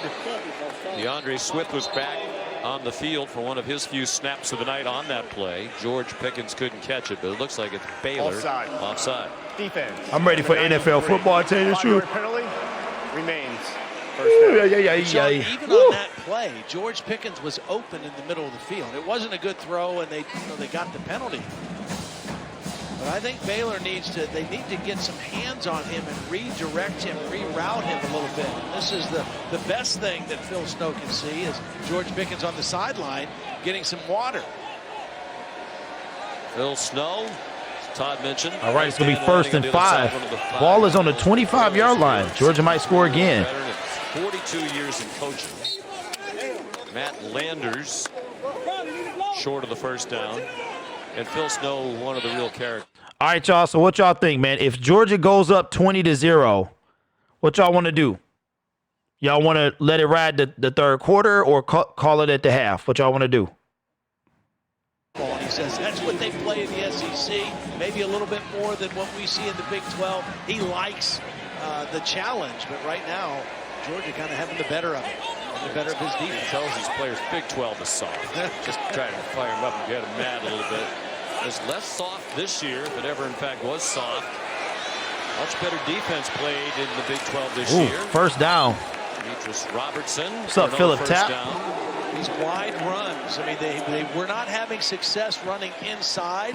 The wide runs have been Charles says call it. And it's really because the tight ends are blocking so well on the perimeter. That time, Eli Wolf, an outstanding block on the edge. You know, another person who's been criticized this year is Georgia has not been terrific on offense. James Cole, the offensive coordinator. He's done a very So Georgia gets this TD. We'll wrap it up. Of course, when you have I start working on Sunday streams and or the weekend, and I'll do my get ready for my show tomorrow. In your playbook, there's James on the left. As Kirby said, they had to overachieve with their wide receiver and skill positions this year. They had to do things creatively that they haven't had to do in years past because of the injury situation. Second down and 8, under 2 minutes to go in the half. Georgia leading 13-0. From to the end zone. Touchdown. Caught. Touchdown, Matt Landers. All right, so what we gonna do, y'all? Okay, stay with the game. Don't take my fun away, says Gil C. Spotlight says, I ended the stream, bro. I have 41 dislikes. I'm done with YouTube. All right, man. I'm gonna holler at you, bro. I'm gonna holler at you, man. Sorry to hear that, bro. That junk is crazy.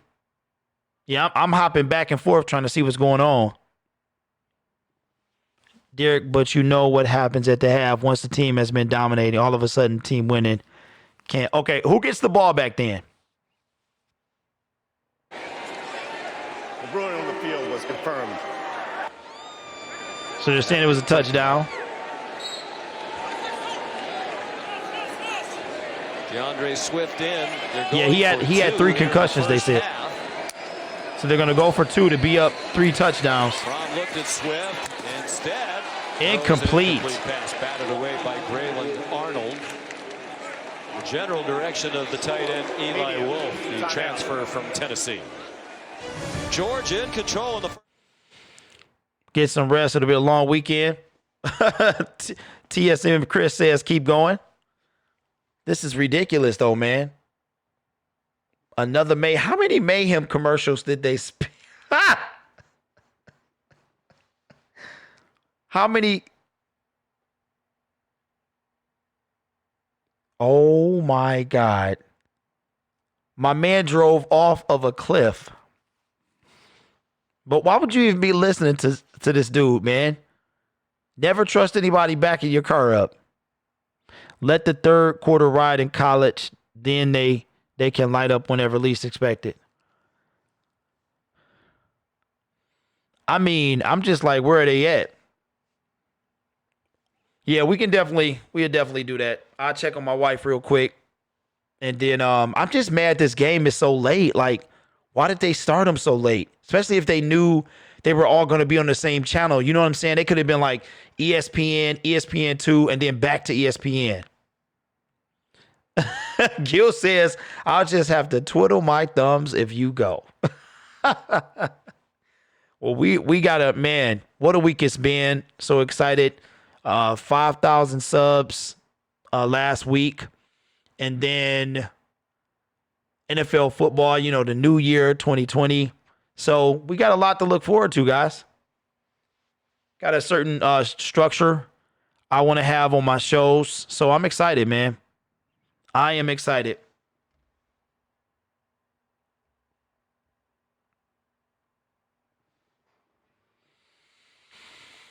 Yeah, I think we can do. We'll see. We'll see how the third quarter turns out.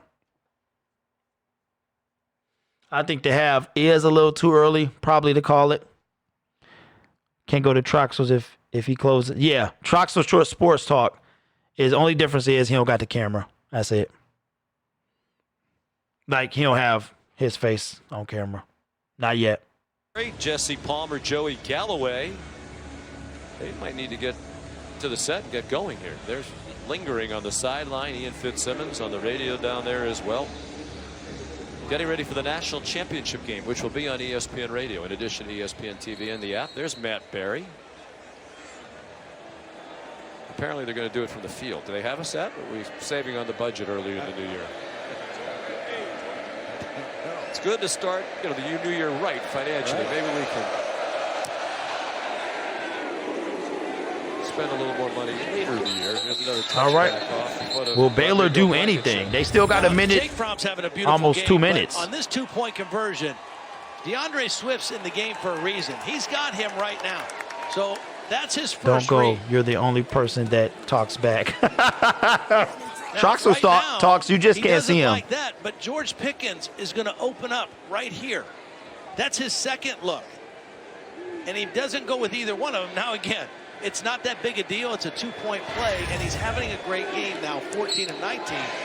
But that's 2 points that he could have had. A little surprised they went for 2 in the first half of the game. All right, can Baylor move the ball at all? Get anything going. Brewers 9 out of 17. They have 82 yards of total offense.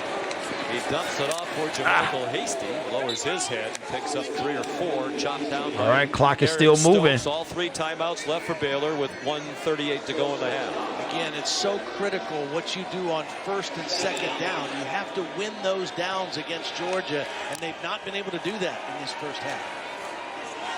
Back shoulder throw. Incomplete. Intended for Tyquan Thornton. Out of Miami. Grew up friendly with Teddy Bridgewater, who started the Sugar Bowl here with Louisville a few years ago. Teddy a few years older, but they played in the same youth football program, knew each other well, and have stayed in touch. Yeah. Actually got to see each other at the Saints practice facility, right? That was a real treat for Baylor this week, practicing over the Saints facility. Saints have been great this week. Chance to interact with some of the players over there.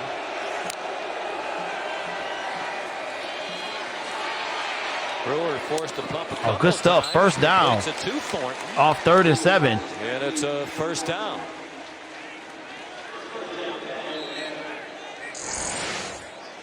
Here's a look at the reunion at the Saints practice facility the other day. Teddy Bridgewater made it a point to come out and find Tyquan Thornton.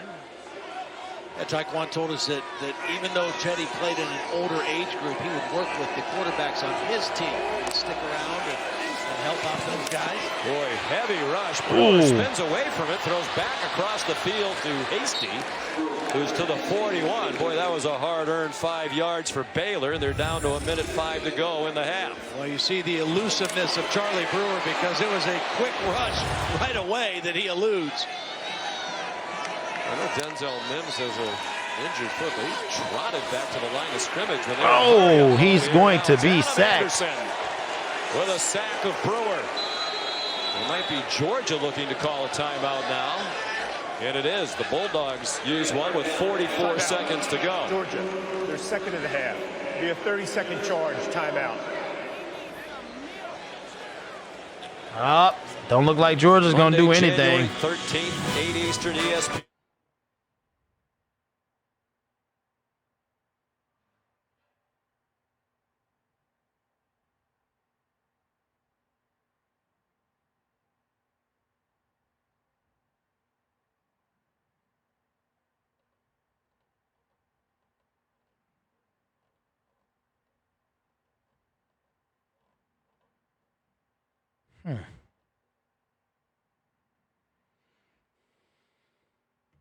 Score in a minute.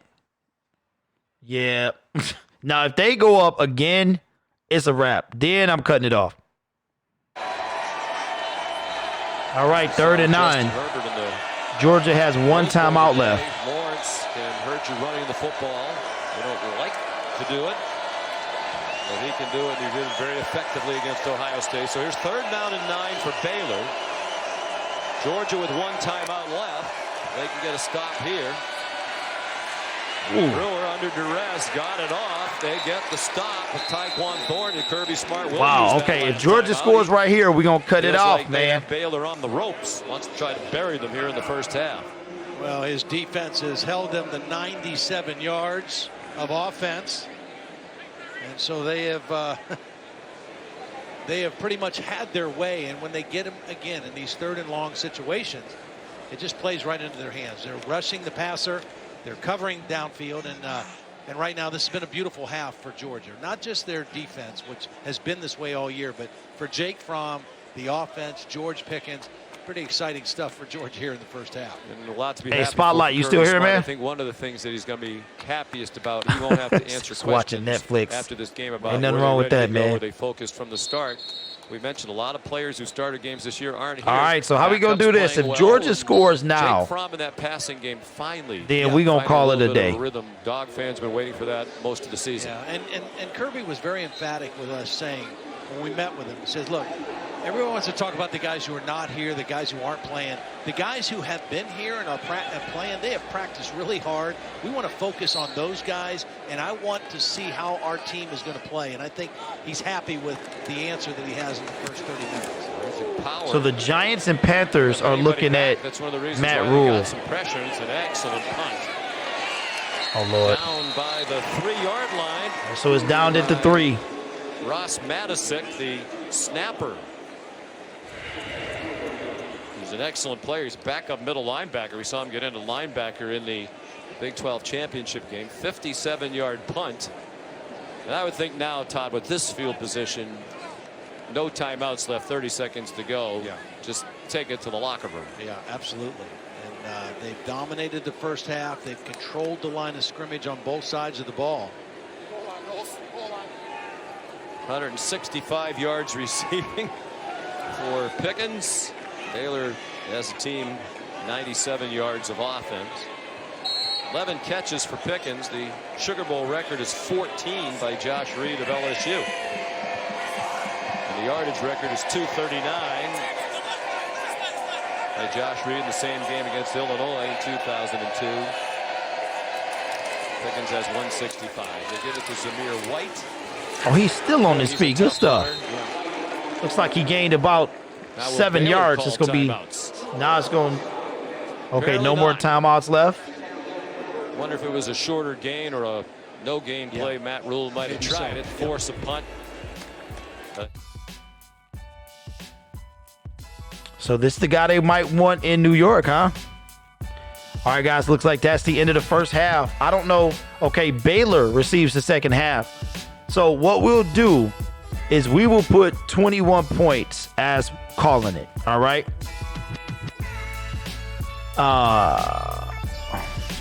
I misspelled Georgia. I don't know, man. I was tired. I was tired, my friend.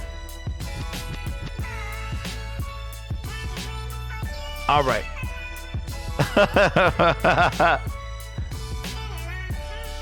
Yeah.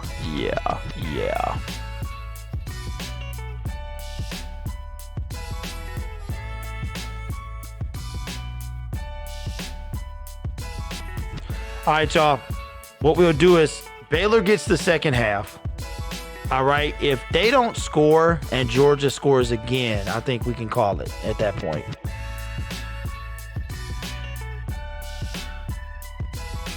All right. I will be back. I got to go check on my wife.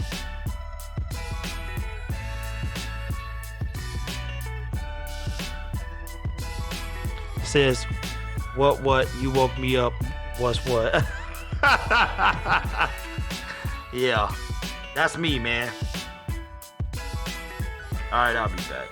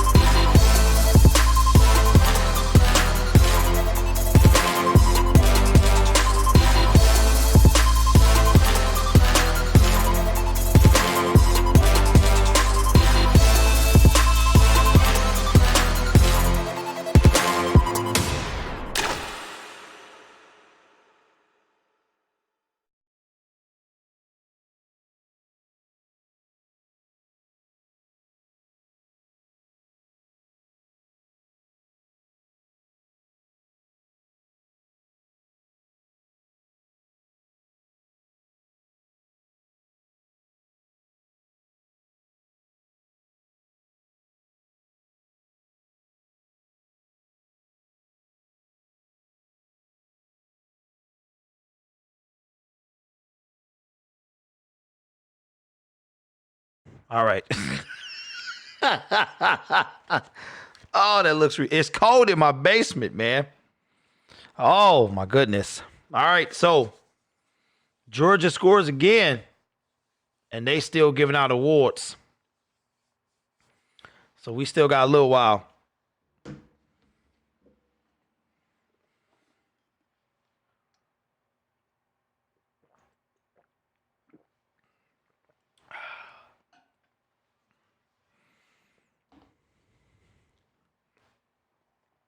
Man, the bands is still on the field, bro. The bands is still on the field. That's why these games take so long. Oh, my God. Get off the field. God.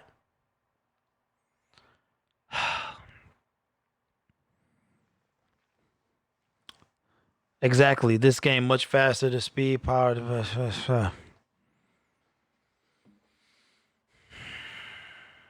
I think they finally get off. The band has left the field.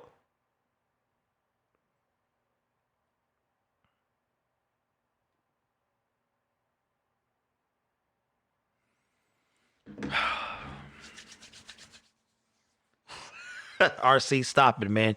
You got me once. You got me once, man. Yeah, so what I'll do, I'll start probably getting my streams ready for the weekend so I don't have to be bothered with them. Then we got the middle game.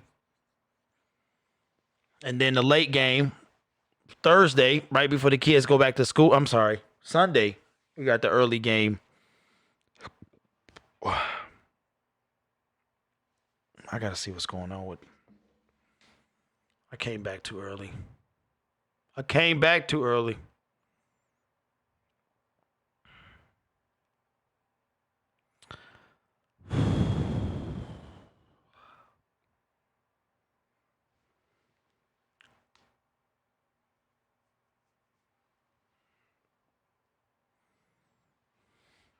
Lord, now we talking about Tim Tebow.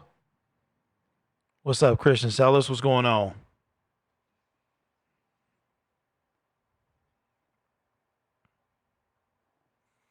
Hold on, y'all. Hold on. I gotta take care of something.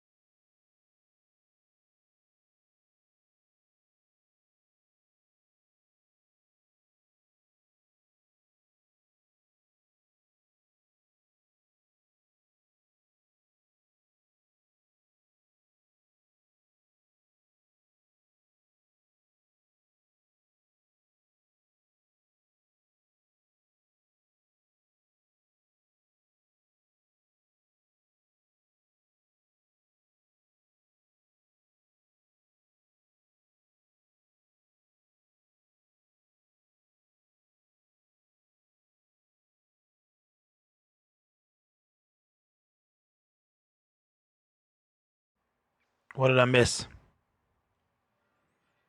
What's going on, Mrs. B? Say yes, sir, Mr. Derek. And you spelled my name right. I'm so happy. Thank you. Oh, my goodness. All right. Can they get on the board at all, man? This is terrible.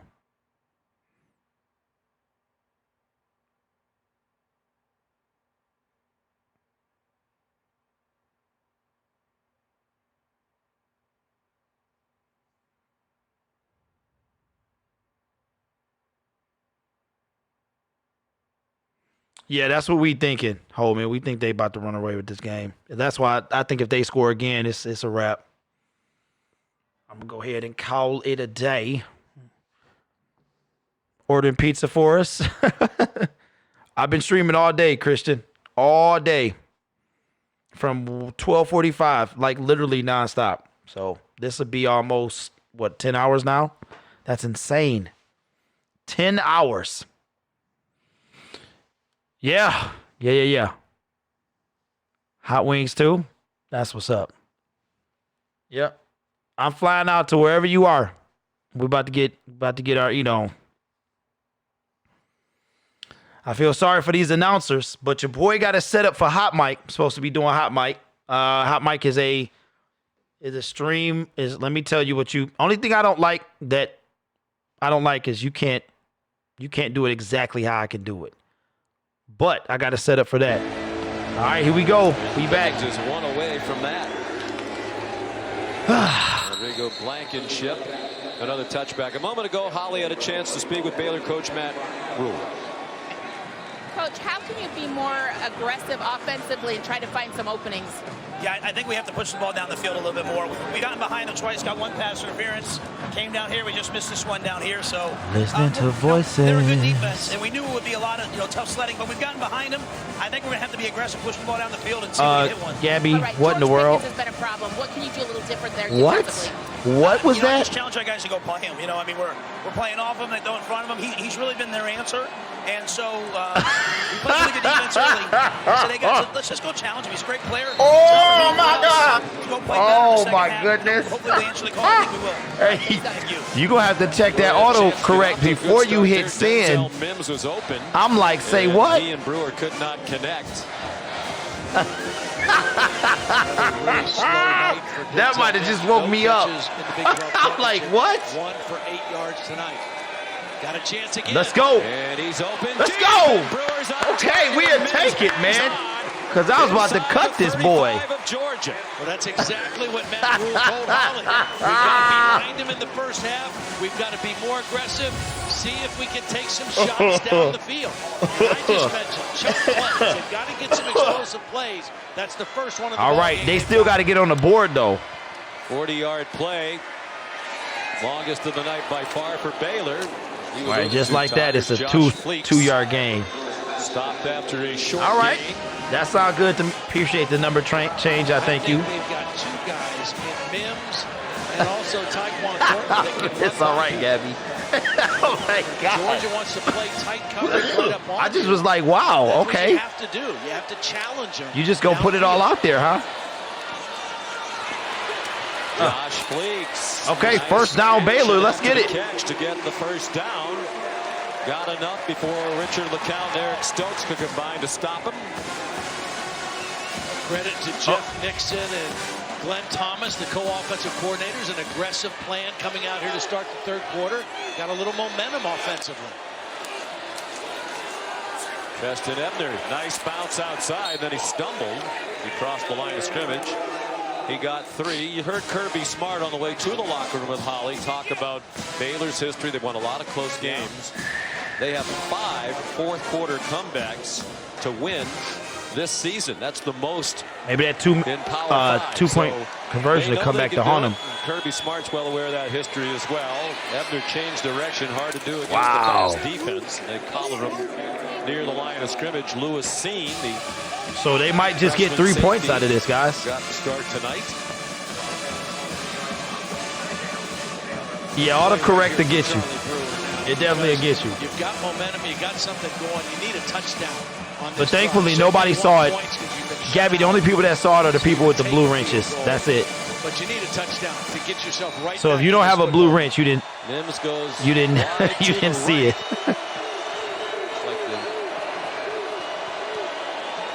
All right, it's going to be 3rd and 6. Might have some help. Matter of fact, he came First down, let's go. And they attack that. All right, we'll take that. On the quick pop to Mims. Well executed by Baylor. First down. That requires a quarterback and wide receiver being on the same page. They both see the blitz, they know where the coverage is coming from, and where the ball needs to be placed. And both guys were totally in sync on that third down conversion. 4 out of 5 on this drive for Brewer. He's already thrown 27 passes. All right, maybe a touchdown is coming up here.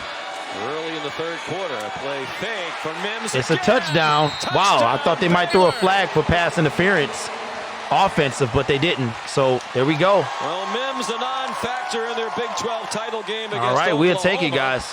And not much of a factor in the first half tonight. Clearly, they made an effort to get him. Young Trouble. It right on the screen. It says game score and audio. It does not say video. So you might have to find that on another channel, my friend. Denzel Mims did. Beautiful possession that time for Mims, their leading receiver. 12th touchdown catch of the season. He's a senior in the 28th of his career. That's third all-time at Baylor, behind only Corey Coleman and Kendall Wright. John Mayers kicked the extra point.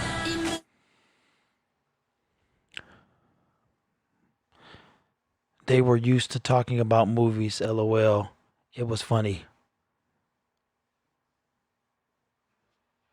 We're going to see. They needed that score, though, guys. I can't believe it's 11 o'clock, and we are just starting the third quarter. Like, that's insane.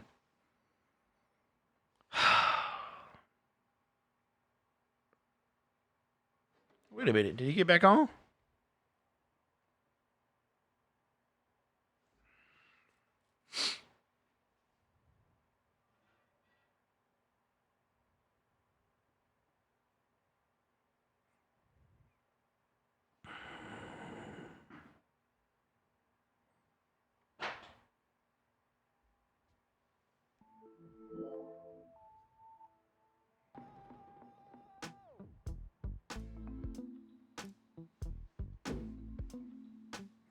Said you feel it? You feel they coming back? How can I see video and who thinks Baylor will win? Young Trouble, I have no idea, man. A couple people were showing it on, I think earlier. They've been showing games all day on YouTube, man. Yeah, so you might be able to find it. Man, that's crazy. Now, okay, people in the chat, give me what time it is for you. It is 11:01 for me. 59 minutes, and then it's going to be the 2nd of January. This game won't end until 1 a.m., especially if it goes to OT. Don't say that. Don't say that. All right, so I'm going to put it is 11 p.m.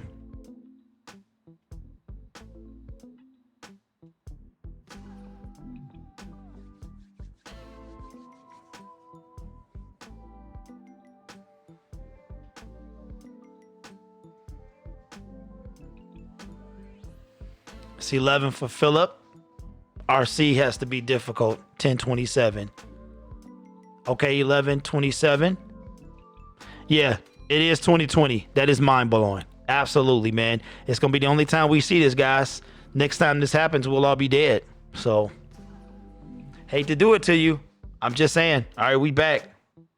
One catch in the first half for 8 yards. He had 3 on that drive for 60 yards and a touchdown. Neil says 11-11. Physical, and that's what you got to be with the kind Y'all of just got to be so difficult. Techniques that Georgia uses. You've got to be physical. Get back to the gym February. Let's go. On that drive. Them's the only player in FBS football with at least 8 receiving touchdowns in each of the last 3 seasons. Right. Noah Rauschenberg kicks off. For So they need a good score to make it a game, really, though. Ooh, wee. He was very hesitant. That was really close to being a safety. There's a replay from our Running on pylon the field, camera. The ball never broke the plane. It is a touchback. The ball be placed at the 25-yard line. Ooh, that was close. Jerry McGinn, the referee, say it didn't break the play. Let's bring in Matt Austin, our referee in the booth. What do you think about that, Matt? Yeah, I think Jerry actually misspoke. What he meant to say was the ball did not break the plane coming out. The ball has to be completely out of the end zone for it to be in the field of play. Right. Ball crossed the goal line, stayed in the end zone. That's a good call. It's a touchback. And that's different than going in, right? Correct. Yep.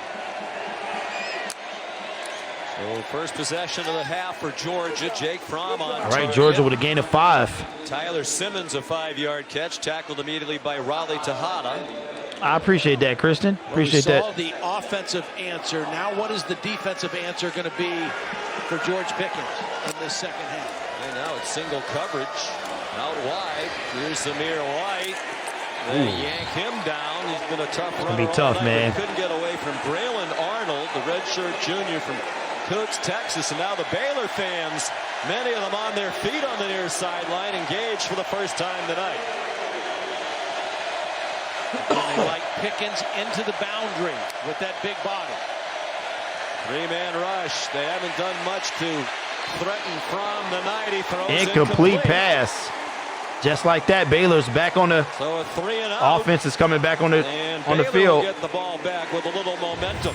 This is what they did to George Pickens on this third down, double coverage. All right, Phil Snow said we're not going to let him just have free reign in our defense. We're going to make Jake Fromm go somewhere else with the football. No, that's not what happened. Hey, the gym is so crowded in November. In January. I went last January. Nope, I said never again. I'm not going back to the gym in January. Everybody, the parking lot was packed. You couldn't get a bench press. I was like, nope. So I'll go back. Deep, has some room I haven't been probably since 26. August. Oh! There's a flag down. Flag on the play, though. He's down at the 43. Tackled by Nakobe Dean. 42-yard punt, 18-yard return. But there is a flag. This could be a big penalty if it goes against Baylor. I'm not sure what the call is going to be. But this is excellent field position after that return. It could be negated if it's a holding penalty or anything on Baylor. During the return, holding, return team, number 25. 10-yard penalty from the end of the run, first down.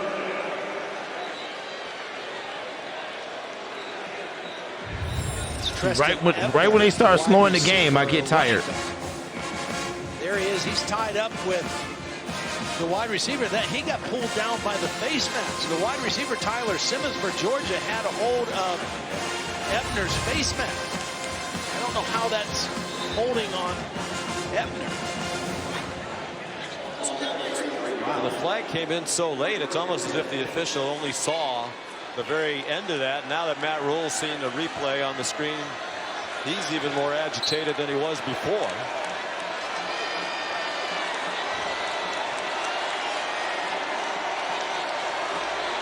From the 33, still good field position. Play fake by Rule. Should be a hold. In trouble, dumps it off. Josh Flakes in trouble on the line of scrimmage and whacked to the ground by Nolan Smith. The Man, he didn't get anywhere. We're going to get a penalty, though, a smack to the head by Malik Herring on the quarterback, Charlie Brewer.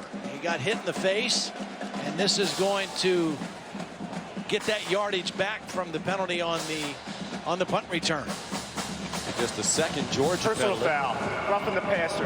Defense, number 10 with a blow to the head. Wow. A 15-yard penalty will be added onto will be from the previous spot. Automatic, first down. It's Malik Herring, and Charlie Brewer did a good job just to get rid of the football because it was immediate pressure.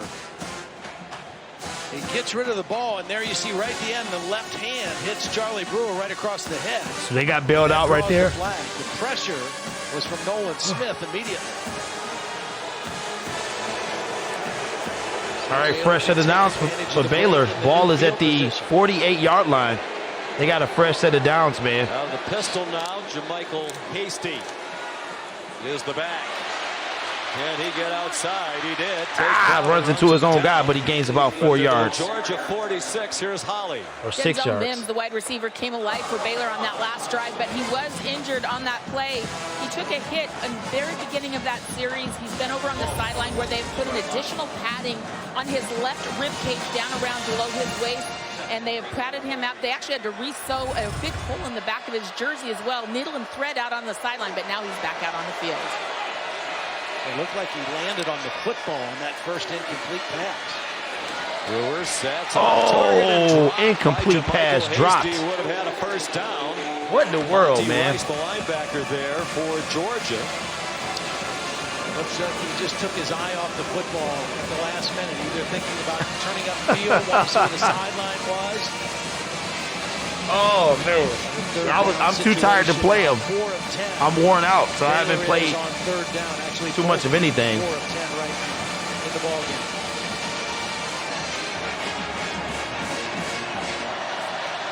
Interesting formation here. A tight bunch to the right of Brewer. He brings Hasty back to his left hip.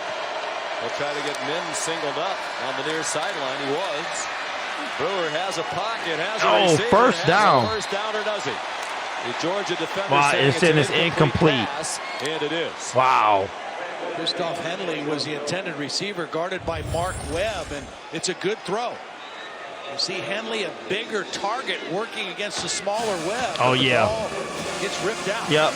Never had possession of the ball. Play by Mark Webb to get that football out. But there's a long way to go in this game. I think Matt Rule, though, feels like we have momentum right now. Let's go for this on 4th down and 4. So they're about to go for it on 4th and 4, guys. I don't like it right now. No. I don't. Sorry. I think your defense, you put your defense in a real bind here if you don't convert. Had 2 chances to convert, 2 drop passes, and now Matt Rule wants a little more time to think about it. The play clock was almost done as well. Baylor, the first of the half. Be a full charge. Baylor wants to keep the momentum, so they're thinking about going for it.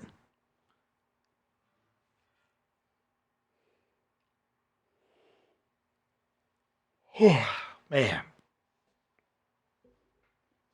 So, guys, oh, yeah, that's what I was doing. All right, so let me go. Hot mic.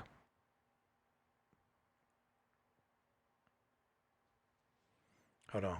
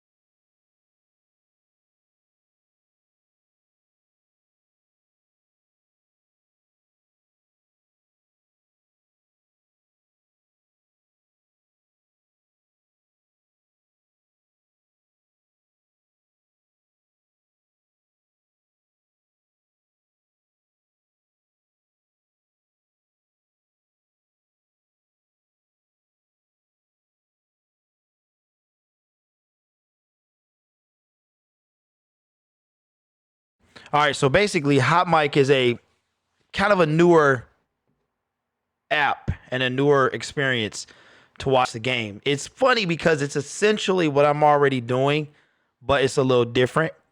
So it is basically, let's say you're watching, I don't know, this broadcast right here, but you don't want to listen to the commentators. You rather listen to me, right? Which is cool, which is what I hope you would say. And then you would be able to sync up the game with the app.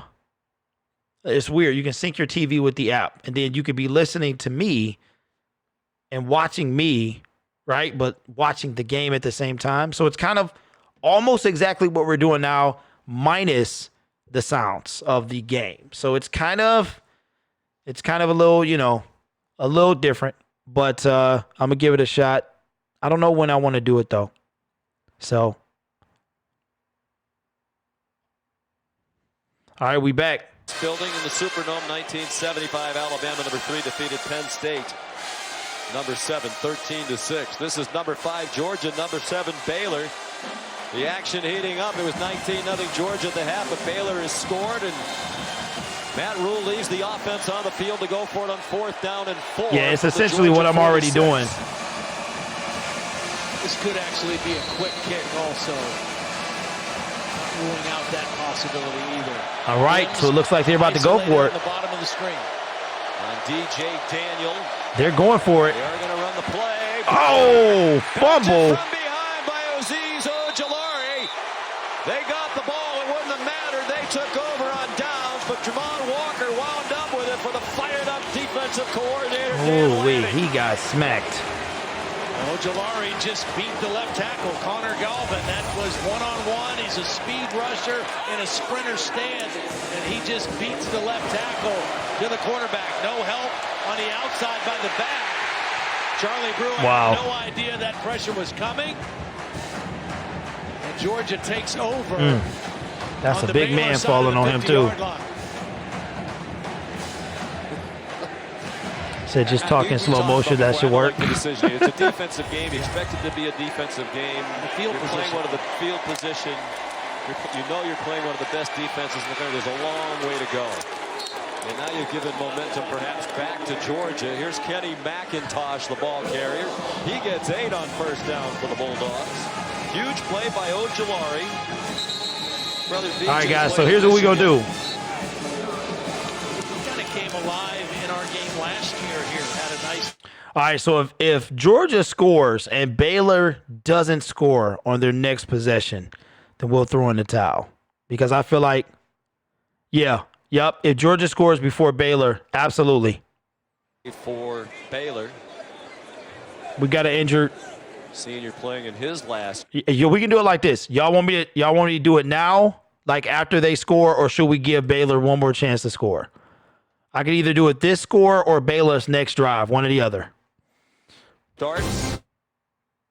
And then I'll see you guys back this weekend.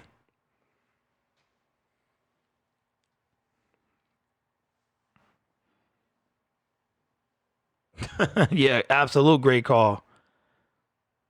Well, I mean, they did have momentum, but I think it was a dumb decision. Maybe like 4th and 2, or maybe if they were on the other side of the 50. All right, yeah, if they score, all right, he's walking off. Baylor not scoring again. Low Bills and his staff. It's a team certainly on the rise, back in the playoffs again. And happy to see it. What a great fan base there. They love their Bills. Places. So loyal, so passionate. Good for them. So Miller's out. JT Woods is in, number 22, sophomore. 2nd and short. And this is a good chance maybe to go play action and take another shot at Pickens if they get him isolated. It's McIntosh bouncing outside. And he's run down by Woods, who just came in for Chris Miller. It's a first down for Georgia inside the 30. Watch Jamari Sawyer, the starting right tackle, one of the new starters, does a nice job. And he's blocking on Lynch, the Big 12 Defensive Player of the Year. Does a nice job of manhandling him. And McIntosh cuts off his block.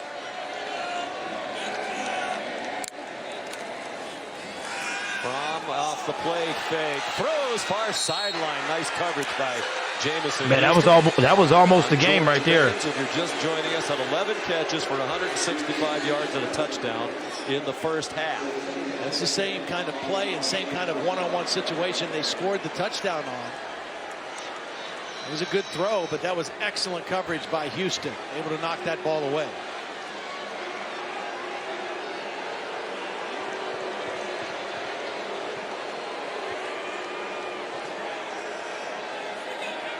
A lot of 2 tight ends for Georgia. Call that 12 personnel, 1 back, 2 tight ends. Nice good D. Kenny McIntosh dumped by so it's going to be 3rd down. Williams behind the line of scrimmage. So the Baylor defense, after they went for it near midfield, trying to stop, force a field goal attempt by Georgia. Good quick read by Jordan Williams. He slipped inside the block. Charlie Warner, the tight end, was supposed to pick him up, but it was such a quick read by Jordan Williams. He didn't get a piece of him. And a negative yardage play on 2nd down. Big for the Baylor defense. 3rd down and 13. 8.5 to go, 3rd quarter. Again, Pickens out here, wide. And they got 4 wide receivers. From near side. Complete. Lunging for the line to gain is Simmons. I think he was out as he was lunging. Okay, he's going to be short of the line. And it looks like the field goal unit is coming out. Great look. All right, so here's what we'll do. If Baylor, because it looks like they're about to kick a field goal. There is grabbing and pushing. So if Baylor doesn't score, thrown to the outside of the receiver, but not out of bounds. That was a perfect placed ball. then we could just call it, I guess.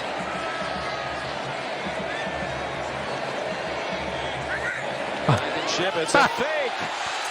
It's the holder. It was a fake. For the first down. And if he doesn't stumble, it might be a touchdown. Wow. I'm sitting looking at the clock. It was a fake. A fake. Eli Wolf is the protector on the other side. He becomes the lead blocker. It's perfect. First down, Georgia. Easily gets the first down. You said you think it is? Yeah, me too, Mrs. B. Camarda, the punter and holder delights the Georgia sideline. So the offense still out there. There's Amir White. Touchdown. Powers his way into the end zone. All right, so y'all want me to call it now or after this drive? Let me know. Looks like they're, oh my God. It ain't over till the fat lady sings. Keep the audio going, please. Well, there's another guy doing it too, Young Trouble. Power of Zamir White takes care of the unblocked defender as he runs right through. They haven't been able to do it all. They haven't been able to move all day, man. Safety. Christian says now. BDC says call it. Powerfully built, tough runner. We've seen that several times today. He's rushed for 72 yards with very little action in the backfield from DeAndre Swift. Yeah, it would be different if Baylor was able to move the ball, but they can't. Yeah, that's what we'll do. We'll wait till if Baylor doesn't move. I mean, it's 26-7, so I think we're going to wind up calling it anyway. But I appreciate y'all. Keep it going, but call it. Eric, something is wrong with you, man. Something is wrong with you. So after this drive, y'all, we're going to call this game. You guys have been amazing. We have been streaming for, oh, man, over 10 hours straight. Shout out to my new boo-boo, my computer right here that get your boy what he needs. So appreciate her. Baylor is a cupcake. They looking like it, Eric. I want to watch my dogs destroy them baby bears. Eric, Shannon says, don't call it, please. Well, you know what, Shannon? There is another stream on as well. And I know that brother ain't getting off. Travis is a G. He been on all day. See, I'm old. I'm 40, so I'm old. Watching in the UK, I've got my money on this game. Can't find the stream. I need you. You guys are terrible. Don't call. Now everybody, all the lurkers come out of retirement. I'll see how y'all do. So you just lurking, sucking up the sounds until I said I was going to call it. Oh, man. Yeah, almost 11 hours, guys. Yeah, Troxel Sports Talk is streaming. Shannon says, thank you, I'm 40. Thank you, bro, I'm 40 also. Yeah, it's cold in my basement. My knees hurt. Love you, brother. Titans over Patriots. I wish. Yeah, I wish. Yeah, Rick, how long you been in the stream, man? It's got to be at least 84 hours by now. At least. Please end the third quarter, then call it. Hit that sub button. Appreciate that, Eric. That's my man. I'm used to, bro. When I met you, that's what it was. BD's Chronicles. You almost got me to say it.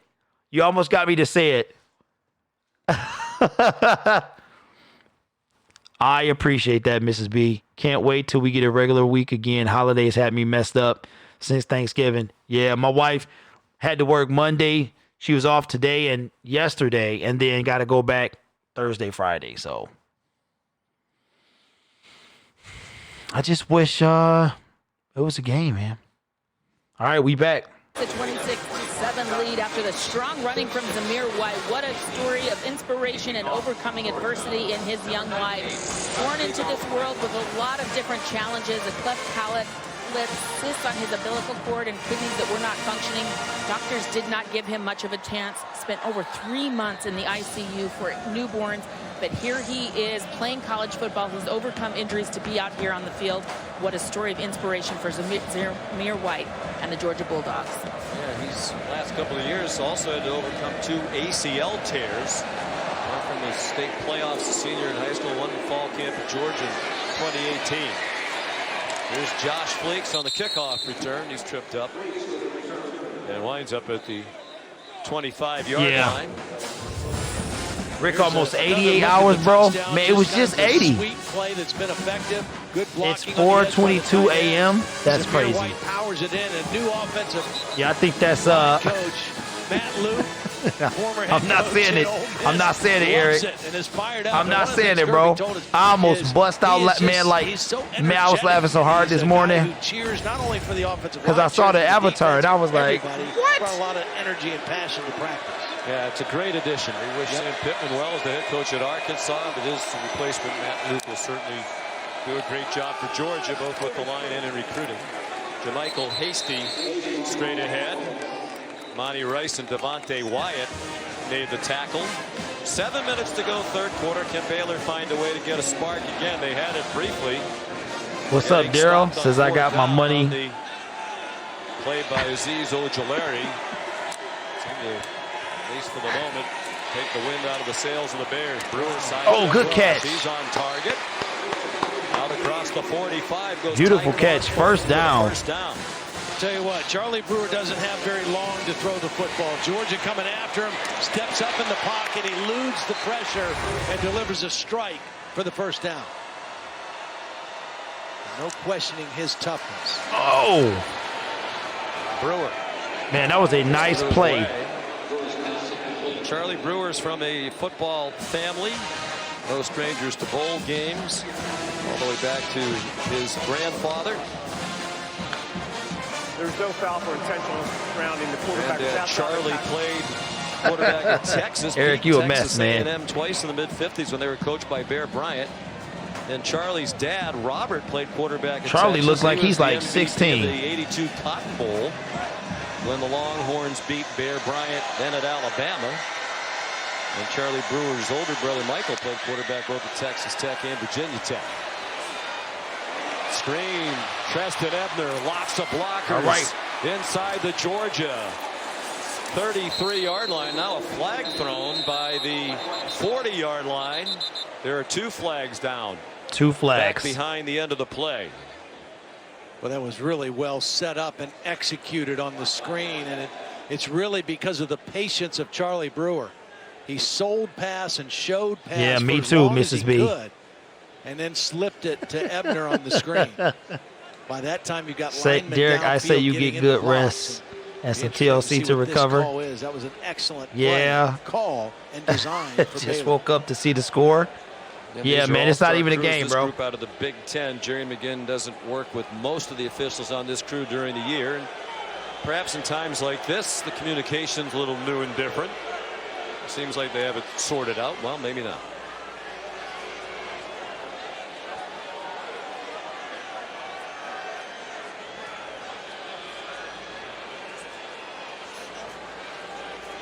Now the line judge Dan Gallagher in there to add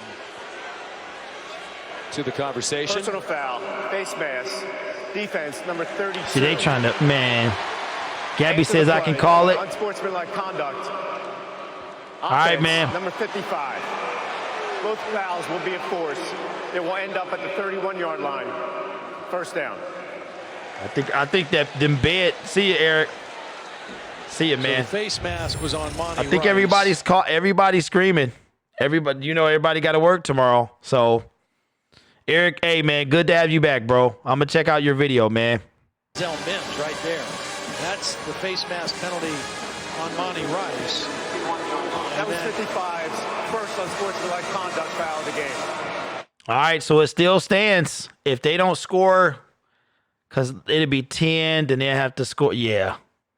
Yep. So if they don't score, I'm going to call it, guys. In the back of Lewis Seen.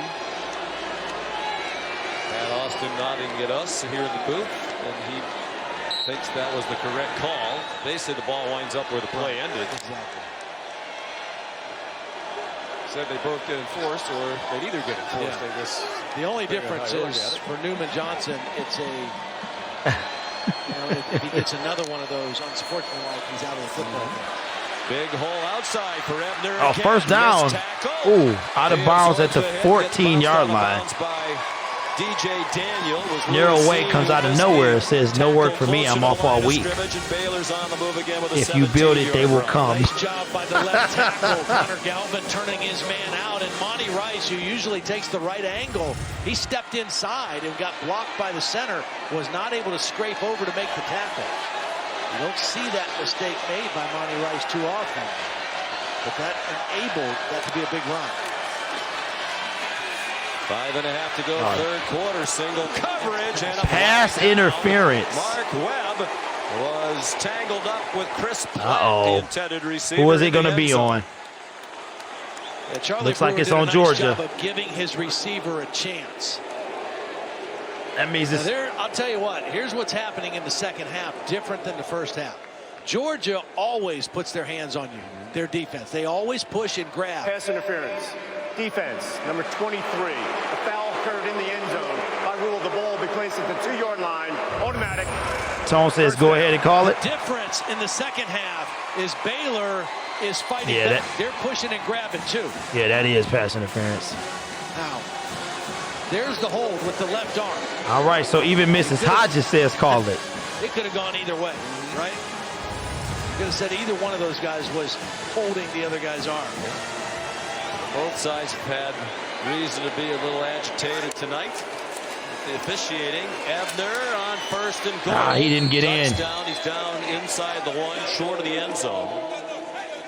You know, Matt Rule would feel a lot better if his team can punch it in here and respond quickly. After his decision to go for it on 4th and 4 didn't work out.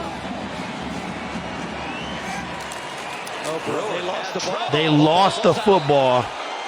Oh my God. Fast, Sean, to try to keep the same personnel on the field for Georgia, and they did not get a clean. They recovered the ball, but they lost it. That's insane. Very lucky. Okay, Genesis says call it. I don't think Charlie Brewer ever had the football. Yes, Rick, 88 hours, man. Run for him, and I just wonder about that. I mean, I know he's a tough runner. He reminded the Georgia coaches, the Texas quarterback Sam Ellinger, who's a tough runner. Need to be careful, you'd think, with Brewer. So it's 3rd and goal. We know they got to go for it, period.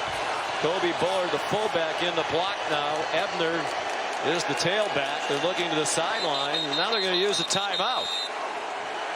Well, they've spent 2 timeouts here in the third. They had to call a timeout because they didn't know what in the world they were doing. Says wait for it, wait for it. TD didn't call it. Why did they have the game so late is my question.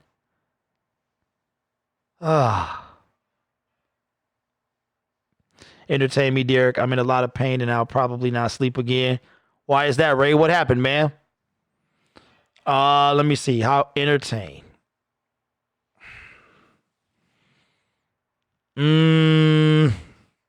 I don't know, man. I'm tired myself, but I'm sorry you in pain, bro. Hope the Bears score so we can keep going. I don't know. I mean, this game started. It started. Oh, my God. I mean, like, even NFL, we would have to be in overtime to be still playing. They stopped the game so much in college. They stop it for every little thing.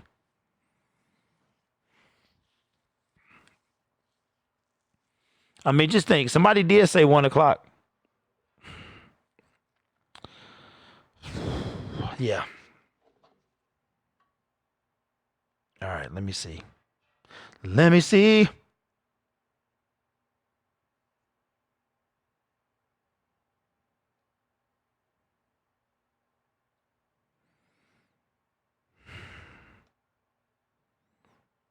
Jerry Jones is still kept Jason Garrett. That's funny.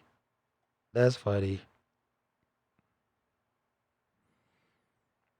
Sponsors. I'm going to give me one of those headaches. Y'all, you can't get one of those headaches. My headache from Sunday was insane. I had to take Excedrin, which I don't ever take that. Baylor had control in the first, and Georgia turned up. Then the D took over. Got to make up for that quick first half. Yeah. This is the preview of the AFC playoffs. What's up, Don Darion? What's going on, man?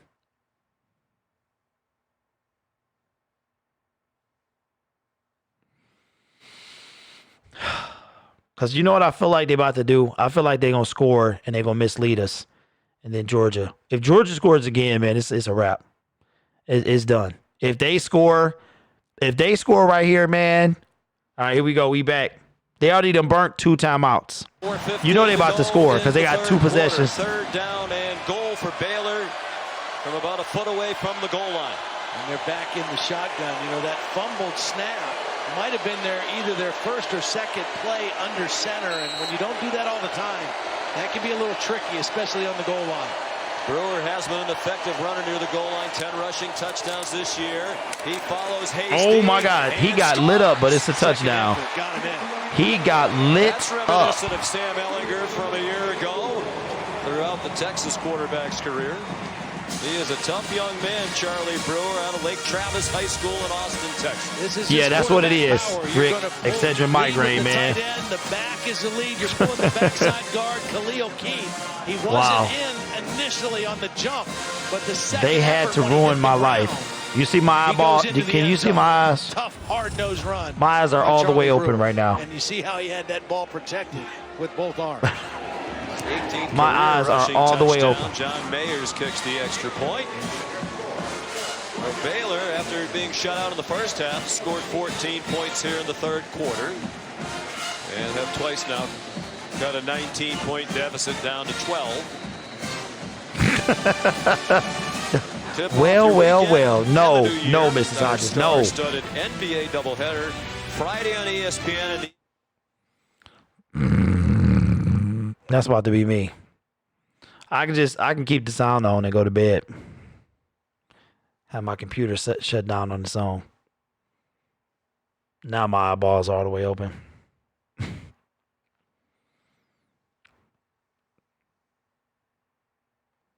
So we get to keep the live going. 99-yard. A 99-yard kickoff return will save me.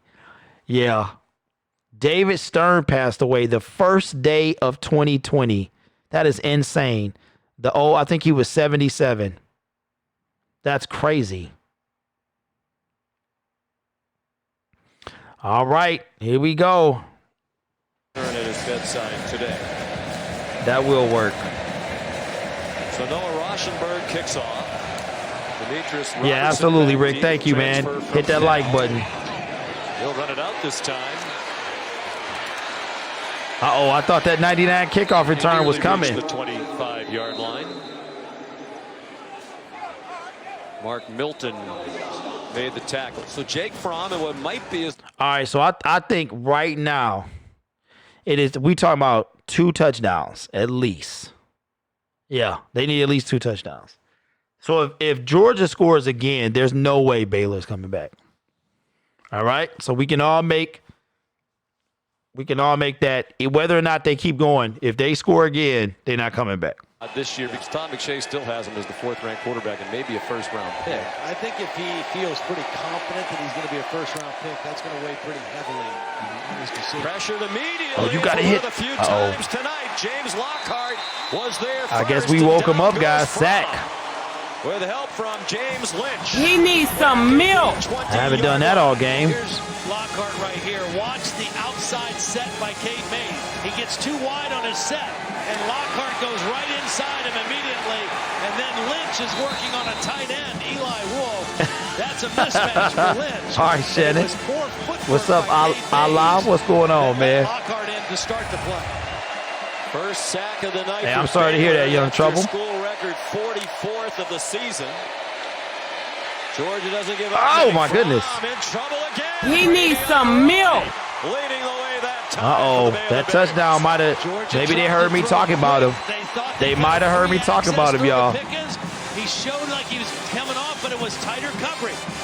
Fromm didn't like what he had there. He wanted Oh, that's cool, man. My wife don't know Spanish. And by that time, nothing there. You know what she say to me? That's what my wife say to me. Baylor goes as a sack, even though Fromm started to run. I have to, like, wake her up. And 2 in as many plays. All right, 7 and I was gonna say 7 and 17. It's 3rd and 17. A lot of draws when they've had 3rd and extra long so far against this Baylor defense. They send Kenny McIntosh out. Here's Matt Landers, and he gets stood up and driven down by Henry Black and Jordan. Okay, Baylor is getting people lit up, man. Plays in its 2nd Sugar Bowl. First one way back in 1957. This is one of the big games in Baylor history. Trying to win 12 games in a season for the first time. Tone Capone is still in the building, says Georgia might not score again. Here's Jake Camarda on the punt. Braylon Arnold standing back at the Baylor 37-yard line. Big kick. Yeah, another good kick. He's had a good night, including the run on the fake field goal for a first down. Long and not Baylor better not mess this up. Sideline. Officials going to mark it appears at the 35. Too bad the Rose Bowl couldn't be at night. That game was lit. Flag down. There's a flag on the play. Sideline warning on Georgia. They're first of the game. There's no yardage to sets. First down. A sideline warning? Well, guys, something to keep your eye on here in the late going in this game is the fatigue factor on this Georgia defense. Remember, they're without a substantial amount of guys, and they usually rotate This is people. B says, I still believe. Guys who are in there playing are being asked to play more plays than they normally would. Kirby Smart said they even did more conditioning in the practices leading up to this bowl game to be ready for this moment. But keep your eye on that Georgia defense. They look like they're getting a little bit tired. Yeah, they do. We thought they were a little fatigued in the first half. Thought Baylor was as well, but the longer this game goes on, the way they like to sub. Oh, good play. That was a great play.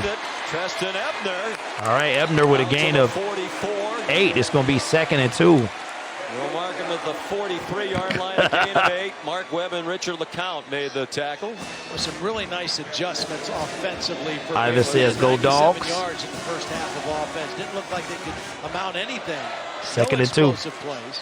Jeff Nixon Oh my God! plays, and that time Monty Rice They called us. Oh my God! He lost 4 yards. So it's gonna be 3rd and 6. See, all that for nothing. All of that for nothing. Right here. He doesn't show blitz. Baylor needs a minute. Comes right through that gap and the quickness. This is B said, I know I'm tired. Oh my Made it goodness. relatively easy for the junior out of Huntsville, Alabama, 2nd team. So I've been going for 11 hours, y'all. Here's 3rd down, nearly 6. Him's in the boundary right here.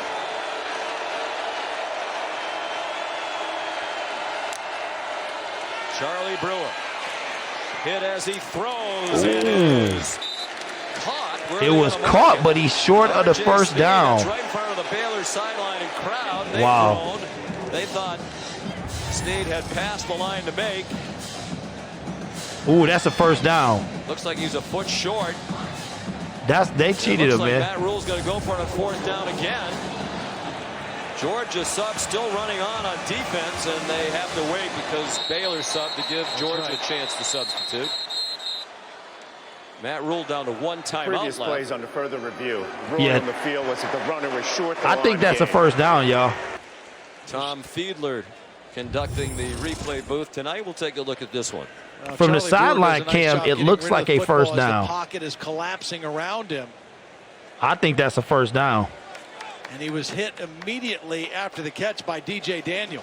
But he's already past the line. What is his knee down when he makes the catch? Well, let's bring in Matt Austin, who last year was still officiating as a Southeastern Conference official and worked one of the 2 national semifinal games, the game between Notre Dame and Clemson. I went to work and you still there. Yes, I am. I've been on since the 12:45, man. Well, from the pylon cam, it appeared that the ball crossed the line to gain and was caught there. Then he was driven back by the defender. So I would like to see this right there. It looks like the ball is beyond. He's got control of it. As Todd said, his knee is down. But even if he was driven back, you would still get that forward progress. So I think it's a first down, y'all. It's going to be a first down. Yeah.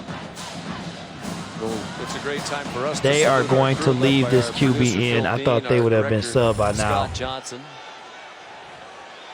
And our terrific crew we've had the pleasure of working with all season long. This will be our last game of the season. I think that's about as good a look as any replay official could hope to have. And I would agree with Matt that it looks like he got the line to make. We'll see if it's conclusive.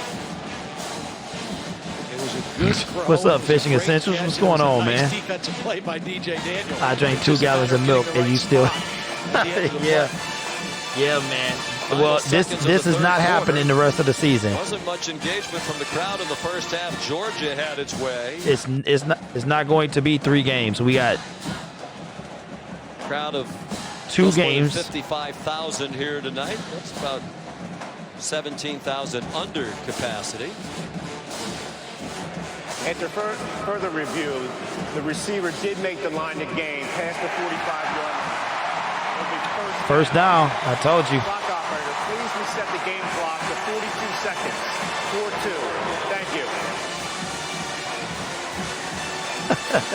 And now Matt Rule doesn't have to make another tough decision whether to go for it. It looked like he was going to send the offense back out there to go for it on 4th and inches. Now it's a new set of downs. Well, it looks like y'all got y'all third quarter wish anyway. Much different Baylor team offensively here in the third quarter than what we saw in the first half. Thank you, ma'am. All right. More pressure. Lord have mercy. Brewer in retreat and throws incomplete. Man, this little running start blitz thing is crazy. Crowder arrived. Just the speed, Sean. This is a screen. They're trying to set up a screen to Ebner. But Crowder gets on Brewer so quickly that they can't even get the screen pass. Watch the linemen. They're going to go set the screen for Ebner. And Charlie Brewer can't even get rid of the football. Now, Ebner was slowed getting out of the backfield by a Georgia defender as well. Tay Crowder is a guy who came to Georgia as a running back originally, was moved to linebacker. Has had some big games for this Georgia defense this season. Had a huge play in their win at Tennessee, which we saw in person. A scoop and score. Number 95 for Georgia is down. Devontae Wyatt, defensive lineman, junior from Decatur, Georgia. Ivan, type in exclamation point points. Junior college transfer from Hutchinson in Kansas. Now sitting up.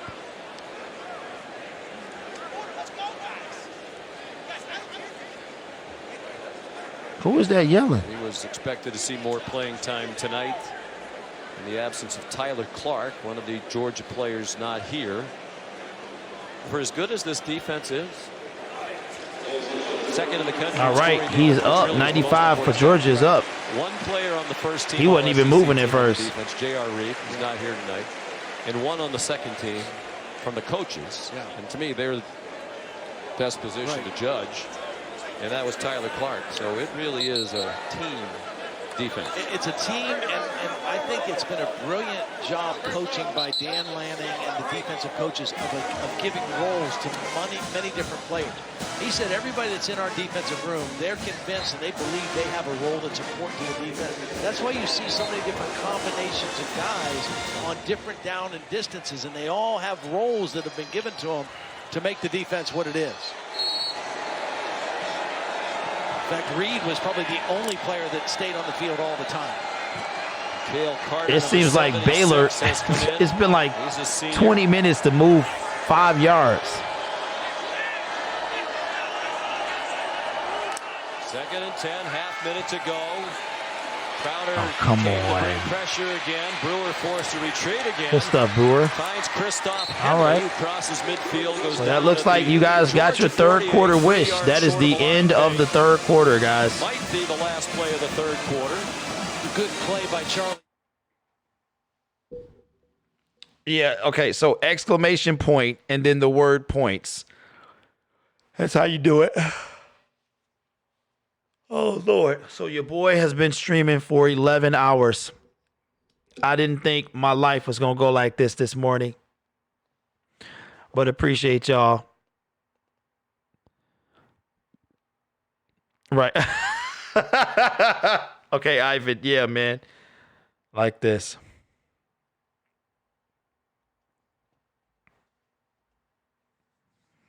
My wife is like a bird. You put a sheet over her head and she's out cold. Yeah. No, mine is a snorer. Georgia didn't score. Yeah, I know. I know they didn't. That's the sad part. No space, Ivan. No space. What's up, Ezel? Says, you think LSU gonna win if... I don't know. Everybody else got them winning, so I'm probably gonna go with Clemson. Young Trouble got a whole 10 points because he just got here. My wife is crashed in her recliner. Yeah, a sad Falcons fan. That's how you do it. Make it a 12-hour shift. Yeah. It's about to be. Yeah. Okay, so Young Trouble, the more you're in the stream, the more points you get. I need to have like a robot. Like, the more you're in the stream, all right, then you'll get to spin this little wheel thingy. So then you spin the wheel thingy for a chance to win merchandise from the Sports Movement Network. If you spin and you win, then you get some merchandise. Yeah, Ivan, no spaces. There we go, Ivan. I say Ivan got about 52 points. Grandkids wore out. Does she look like she got grandkids, though? Y'all see that picture of hers? That don't look like a grandma to me. I'm just saying. Oh, snap. 162. I was close. I said 52. Come on, Jayden. You coming in here a little rough, my brother. You don't got to come in so harsh, man. You don't got to come in so harsh. Yeah. I started. Yeah. But you guys have made it worth it. Really. Appreciate that, Rick. Guys, you don't got to come in so harsh. The wheel spinning is hypnotizing. Yeah. If I look at it and I pass out, y'all know why. I'ma be on here all the time. I don't know. I'm going to talk to Travis. Because, see, I was giving out points before I was giving away stuff. So it's some people like Rick and that got thousands of points. So I don't know. There are more Baylor fans behind their bench. And Georgia said, okay, you can do that. We're going to put on a little light show between the third and fourth quarter. Great atmosphere. It's not a sellout crowd. But they're fully engaged now. And all right, y'all, here we go. Turned out to be an entertaining game. Third and three. Third and 3 for Baylor. First play of the fourth quarter. Twice down by 19. Trailing now 26-14. They're at the Georgia 48. Perhaps in 4-down territory. Give it to him. Oh, my God, he was wide open. They continue to bring rushers from deep at Brewer. For the most part, it's been effective. Malik Herring batted it out of the air. Yeah, he was looking for Christoph Henley, his tight end in the middle of the field. And Malik Herring gets that left hand on the football and knocks it away. And this time, rather than go for it on 4th down and 3, Matt Rule's decided to punt and try to play field position. All right, so Baylor is going to punt, man. You could. In your arsenal, we saw Georgia execute a fake field goal effectively. So it still stands, man, if Georgia scores. Position. Because Baylor already need 2 touchdowns. Power. It's batted down at the 1-yard line. It's going to be at the 1-yard line. Mark All right. Milton with excellent work. You about to eat some pecan pie? That sounds good to me. By Isaac Power. It just matters where the ball is. Milton, the first guy, gets there. Ivan says, I need a relief guy. Hey, Travis Travis is my relief guy. Excellent work. Milton was the first guy. J.T. Woods the second guy. Well, you know what the problem is, man? It's been so like back to back. Rugged Baylor defense that's been kind of the strength. Well, in 7 minutes, y'all, it's gonna be a new day. Can you believe that? Deep in Georgia territory. Big special teams played by Baylor. As we said, they make a lot of very well coached on special teams by Mike Sarabo, who's been. Bill Pickles is in the building. Came in really harsh. You hurt my feelings, Bill. Turn the Temple program around. They've done the same thing here at Baylor in 3 years. Don't be surprised. No, hey, Bill, why don't you get some hooked on phonics, man, and learn how to read. From almost from the back line of the end zone, a little too long. From almost stepped out. Incomplete pass. You know, most people think when you're that far I've got all girls in the house, my wife, and 2 female. Well, again, I think one of the big stories of the night, the fine offensive line play by Georgia. Hey, without no problem, Toe. I got to deal with my son tomorrow, man. I got to drive 40 miles to go get him. Patched together by Kirby Smart. The new offensive line coach, Matt Luke's done very well against one of the best sack teams in the country. Y'all get to eat cheesecake, and I'm sitting here streaming. There's number 93, James Lynch. Zamir White within 3 of the first down. Wrestled down by Chris Miller back in the game after he left for a while earlier. Hey, appreciate you, Tone. Here's another critical play. 3rd down. Georgia's not converted on its last 4 3rd downs. Tell you what, Zamir White. Why don't he go to bed? He came in here. He is breaking tackle. That time he broke an arm tackle of defensive end James Lockhart. Wouldn't be surprised if it's an inside handoff to him again. Everybody on the Georgia defense standing up. Fromm looking to the sideline. So unusual to see 3 defensive linemen all in a 2-point stance on a 3rd down play. Fromm out of the end zone. Far side wide open. Tyler Simmons, big play for Georgia, out across the 30-yard line. Yeah, not exactly sure what the coverage. There was double coverage on George Pickens on the short side, but a little bit of a miscommunication on the wide side of the field in terms of who was going to cover the deep third. The corner went deep. There was all right, I think my exit time is coming, guys. One more touchdown and it's a wrap. And when you're rushing 3 and dropping 8, you shouldn't be been as wide open as he was. Simmons goes in motion. Giving it to him a couple of times. Now Zamir White powers ahead. Hey, Mr. Pickles, if you still here, man, don't come in being so raw. All right? I'm doing the best I can out here. And DeAndre Swift comes in. We've only seen him run it inside one time. They had him in to run the flea flicker. They had him in to throw down by the goal line.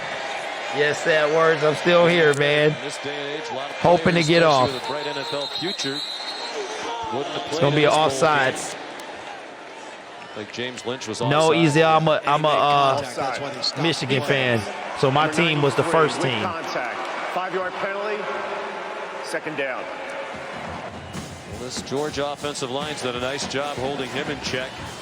Big 12 Defensive Player of the Year, unanimous first team All-Conference. One of the 5 finalists for the Tim Hendricks Award as the top defensive. Y'all playing around, man. By Chase Young of Ohio State. Man, this game is making me go, hey, I'm going to sleep like a baby. I ain't doing no thumbnails tonight. I'm going to bed. I got to take a shower first, though. First down. Nice hold. Come on, Zamir. Come on, man. Let's go, Georgia. Nice double team by the right tackle, Sawyer, and the tight end. They're just running power football inside. They've got because Baylor been so trash all day that I really don't think they're going to be able to do anything. They want to try to keep powering it inside with Zamir White. Mostly all 2 tight end formations for Georgia here in this ball game. TROXE'Ls still hanging on. Started the season at right tackle for Isaiah Wilson, who had started 24 games in his career. No, incomplete pass. White open in the flat. It'll be 2nd and 10 with 12 minutes to go. Georgia has led. Dwayne Boatwright in the building. What's up, man? It's about to be 12. Yeah, man. This it. This it for me, bro. I'm done, my man. with George Pickens, and you can see DeAndre saying, dude, you make that, you got a lot of work. Talk about Matt Rule to the NFL. Yeah, I heard the Giants are looking at him. 24 catches on Cowboys got to fire Jason Garrett, though. Stop playing around. Kenny McIntosh, the running back now, from fake to him. Pickens, nifty moves after Pickens, first down. What in the world, man? We got to hurt. Get up, get up, get up. Okay.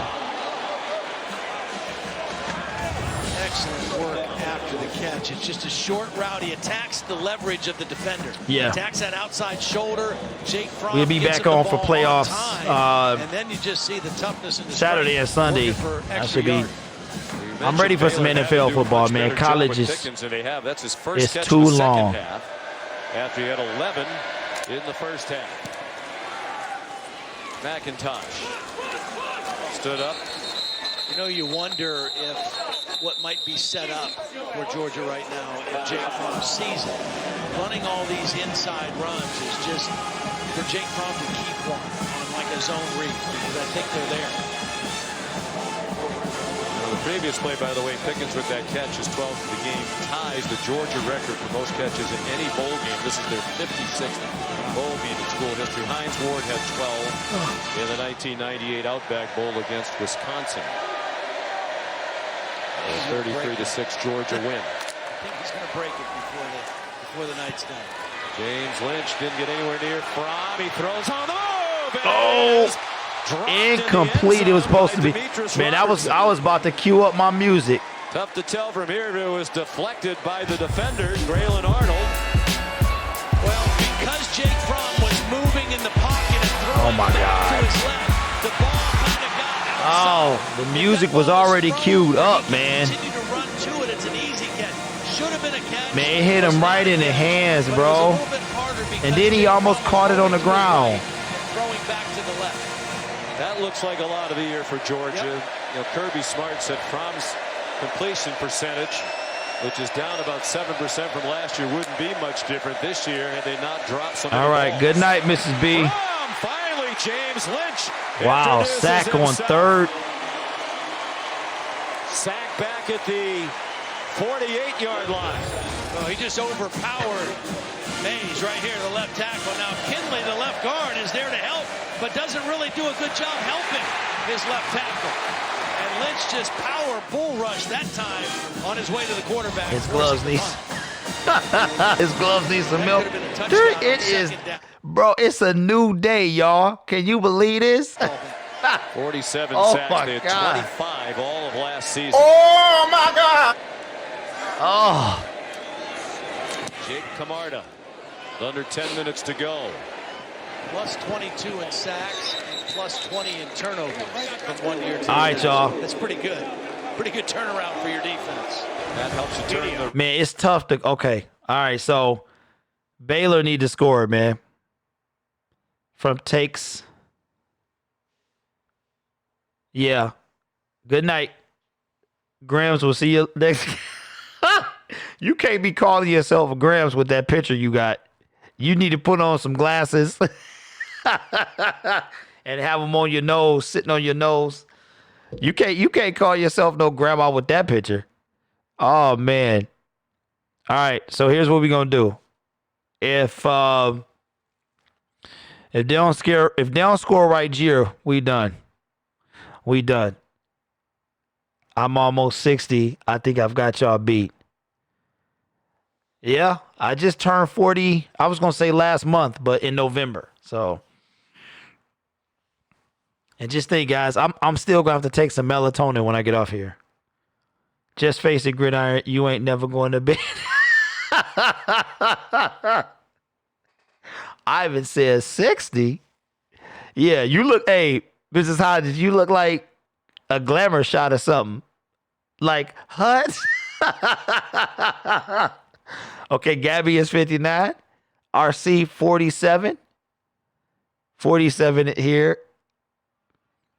Man, my 40 is going to be great, man. I'm about to get ripped and swole. When I go back to the gym, I'm getting swole. Oh, I got a 10-year-old son. 30 here, take CBD, put you to sleep faster. I don't know what that is.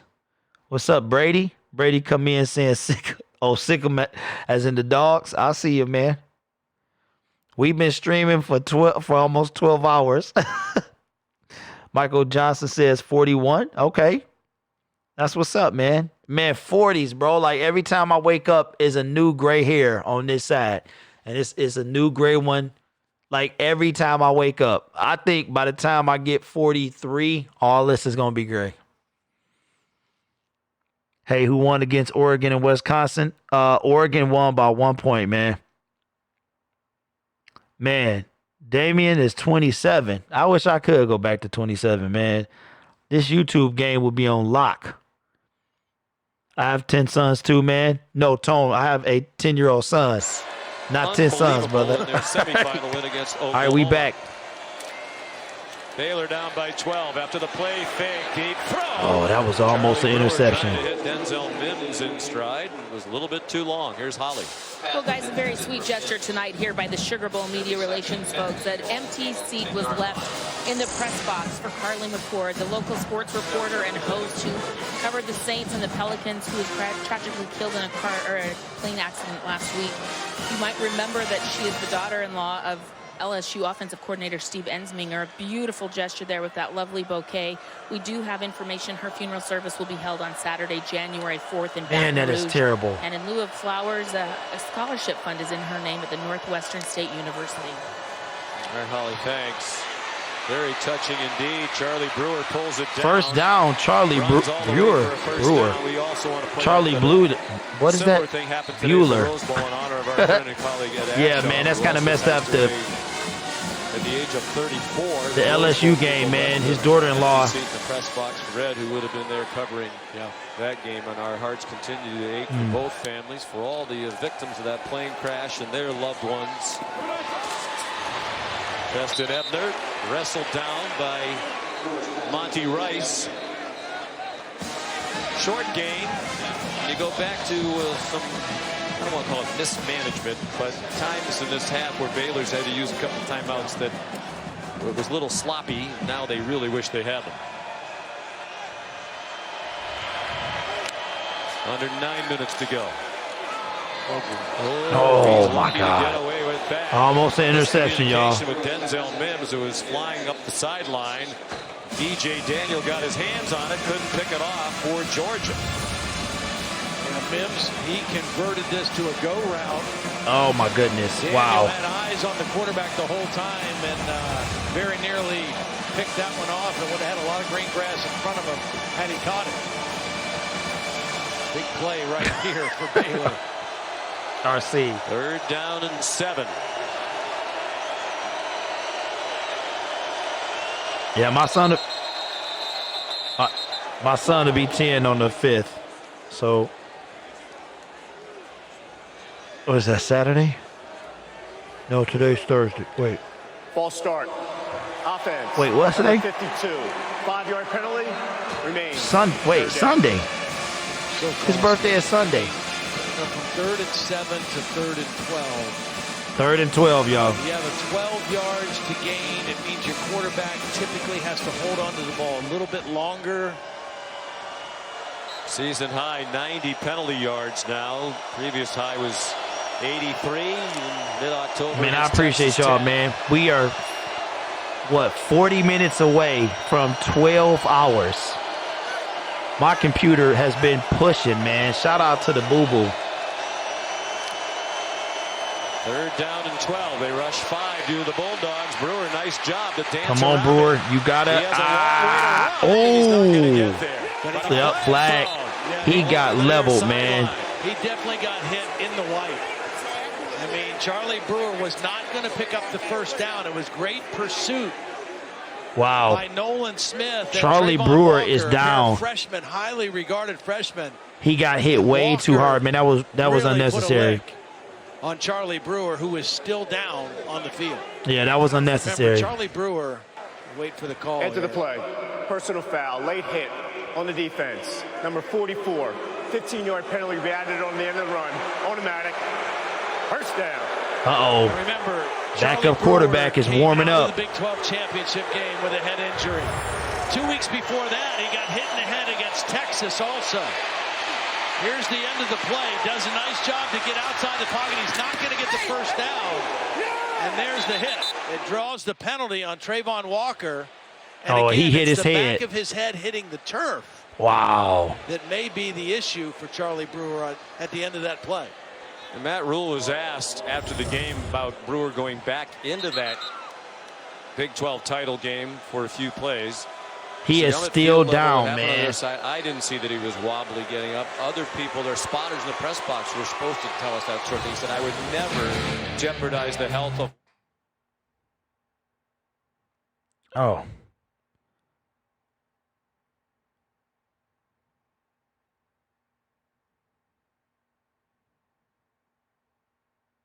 Man.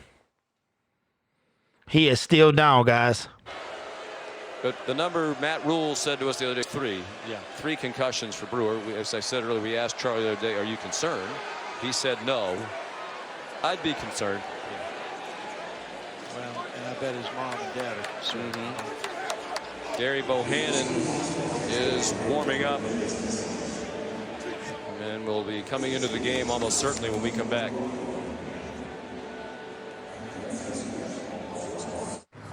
Wow.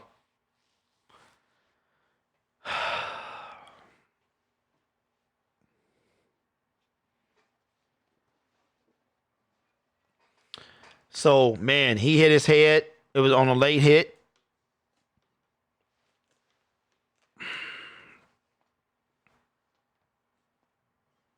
Oh.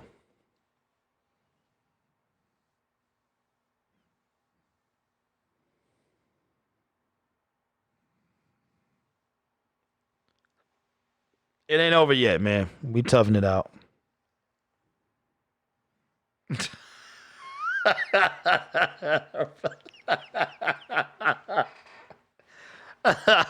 Rick, man, what is going on, bro? I have a sister-in-law. She has been married 3 times.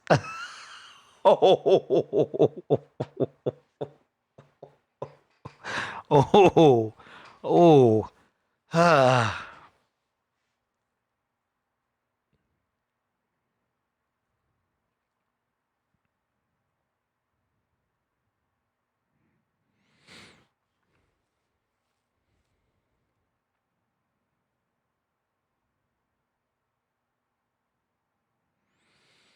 Oh my goodness. I hope he's all right. Y'all are a mess.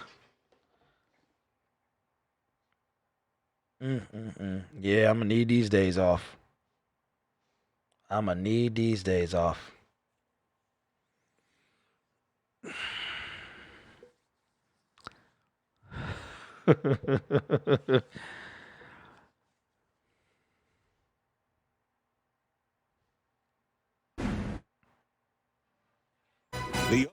All right, we back. What's up, Eric? I'm a mod on Rob's channel and heard you been streaming all day. Much respect. Appreciate that, man. Yep. We pushing 11 and a half hours. That was not the plan. Mercedes-Benz Superdome. All right, so it looks like Charlie is still down.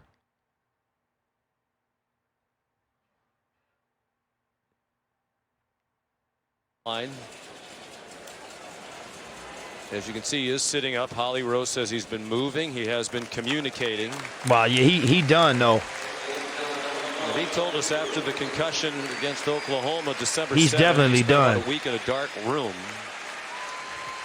And he doesn't remember much about it, and I'm fearful, Todd, that he's going to have the same experience here. You see kind of the dazed look as he was looking around the building.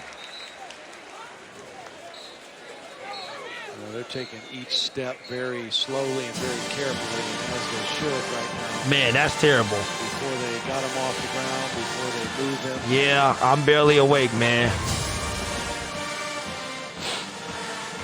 And he didn't even have to get hit like that is the thing, too, man. By Walker, I think it was his head hitting the back of his head. If my man doesn't ever push him down like that, he never hits the turf the way he did.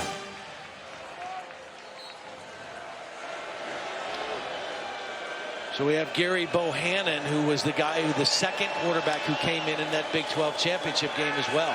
Okay, Bohannon. Bohannon is running first play of the game. Ow! A flag on the play. Back behind the line of scrimmage. When we saw Bohannon in the Big 12 championship game, he had a little bit of a knee injury. Offense, number 76. Had a little bit of a knee from the Kansas game, so he wasn't completely as effective as he could be because of that. And then we also saw Jacob Zeno, their third-team quarterback, who was the scout team quarterback all during the week. And he came in and made a couple nice throws in the fourth quarter, and then in overtime, he just couldn't finish the deal. Jacob Zeno, a true freshman, had played in only one game all year, thrown into it at the end, and you saw only 2 completions. But both were huge gainers, and he demonstrated a rocket arm. He was a very highly recruited player out of high school in San Antonio. NFL caliber arm for sure. Yeah, one was, I think, an 81-yard touchdown. The other one was a 78-yard completion that set up a field goal. Baylor fans down below us cheering for Charlie Brewer as they put him on the golf cart to take him off the field. Michael Hasty stepped up and driven back, led by Tate Crowder. Well, now the other thing that Bohannon has to kind of have, and here comes Zeno, they're going to play both these guys, I think. I don't think this is a permanent switch. I think they're going to kind of go back and forth, knowing that Zeno maybe has a little better arm, a little livelier arm, and Bohannon gives him a little bit more of a dual threat. I think we'll see both of them here the rest of the time for Baylor.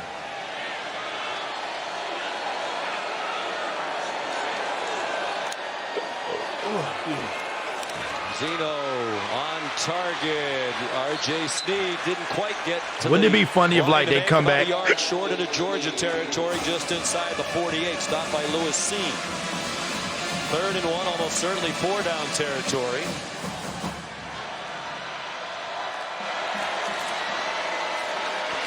Hasty, first down with a yard to spare to the Georgia 46. Y'all got me to do this whole game, man. I can't believe this. Now, Baylor still down by 12. And whoever is in at quarterback, there has to be a little bit of a speed up on the clock internally, because you've got to score twice. 6'1", 204, freshman out of San Antonio, Texas, John Jay High School. Jacob Zeno. Hasty in trans. Loss of 4. By Malik Herring for a loss of 3. Even if they can't even score a field goal because they'll still be down by 9. Still trying to run the football. Herring is going to make a quick inside move, beats the left guard, Khalil Keith. Again, the quickness of this Georgia D. Their defensive linemen, all very athletic, all very quick, and they rotate him to try to keep him as fresh as possible. But I bet this is the most snaps Herring. Georgia defense is tired, though. Still stuffing the run as the Bulldogs have all year long. Zeno tucked it down. And that's going to be a sack. To the line of scrimmage. Herring there again with Devontae Wyatt. All right, y'all. I think this is it, man. Excellent coverage downfield. It was only a 3-man round. Only 3 guys. Baylor only has 1 timeout. Baylor, they were all blanketed downfield with a free safety. It's 4-down territory for sure. So we got 2 more plays, and it's a wrap, man. Right now, he's got to think part of the yardage back. Doesn't have to get it all back on this one throw. The biggest thing, you just can't hold the football long because your O-line has had their issues blocking this Georgia front when it comes to pass rush. They're playing in just his 3rd game of the year. They've been the last 3 games played by Give it to him. Thank you. Checks it down. Oh. Hasty slips down. Gained about 1.5 yards. All right, y'all. This is the game right here, man. Midfield, under 5.5 minutes to go. You have to go for it. Yeah, because not only do you need 2 scores, you need 2 touchdowns. I mean, it's not a touchdown and a field goal to tie the football game to take the lead. Appreciate everybody, man. AC, Damian, Rick, Mrs. Brandy Hodges. Operation is Mr. slow. Dope is in the building. What's up, man? Sad words. Experienced freshman in the game right now. Gabby, everybody. They rush 5. Zeno down, man. Down he goes, back behind midfield. They blitz Nolan Smith. And they've timed up some blitzes very well tonight. Dan Lanning, Kirby Smart, and the Georgia Bulldogs. All right, I think Baylor called a timeout. I don't know why. I mean, it's pretty much over. They got their backup quarterbacks in, so. Guys, we've been at it. We've been at it for 11 and a half hours, which is insane. I appreciate all of y'all. Man, we made it. Just think, this was almost over when, man, after like, what, the second quarter? We was almost done, so. Man, we've been rocking all day, y'all. Man. All right.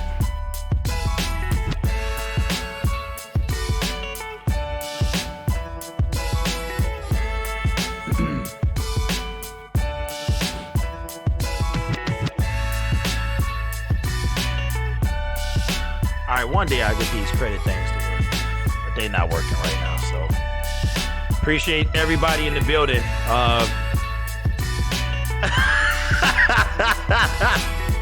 Rick, you already know, man. Yeah, TROXEL'S Sports Talk is on.